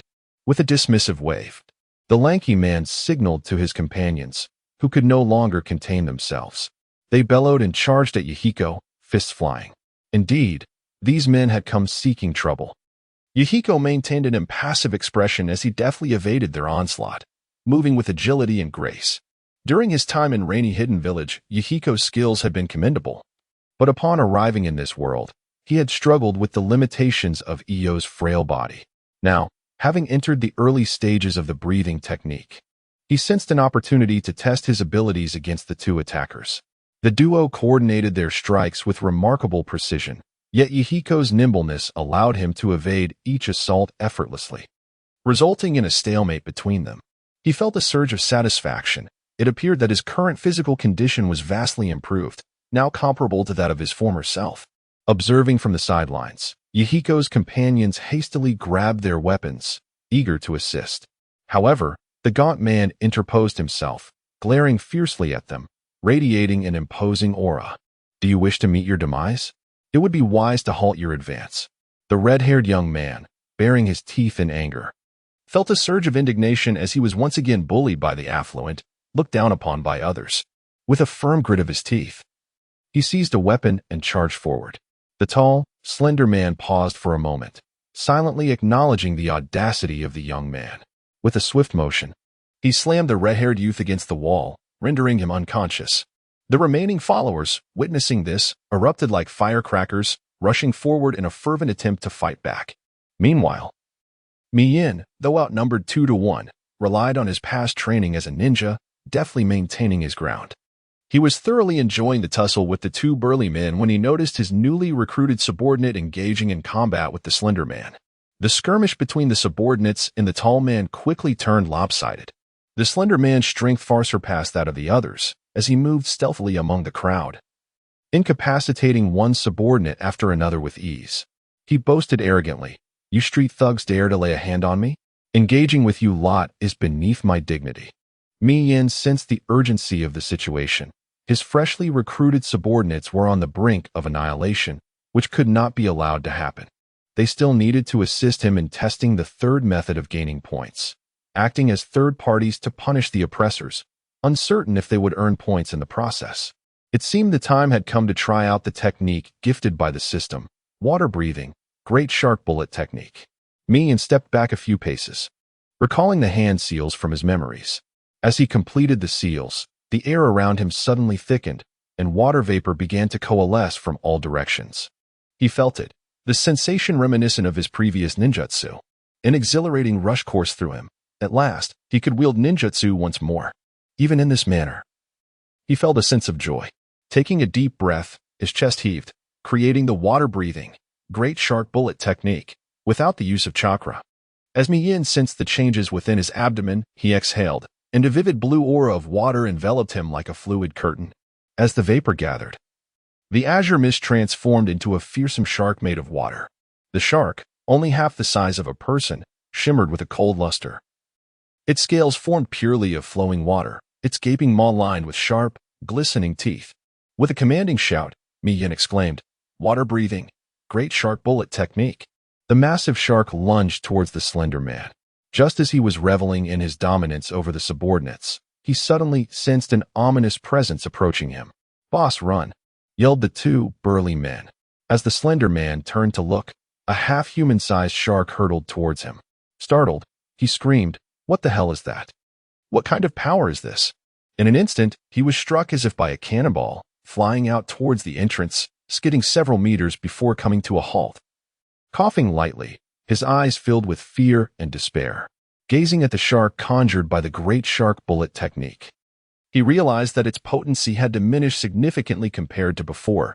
It appeared he had not yet entered the open gate, affecting its effectiveness. However, refraining from eliminating the gaunt man before him has proven to be a commendable outcome, as it may at least instill a sense of trepidation in those who stand behind these three individuals. Mayahiko furrowed his brow, casting his gaze towards a shadowy corner not far from his home's entrance, where a figure, shrouded in obscurity, was surreptitiously observing the unfolding confrontation. The person, sensing Mayahiko's penetrating stare, hastily retreated from the scene.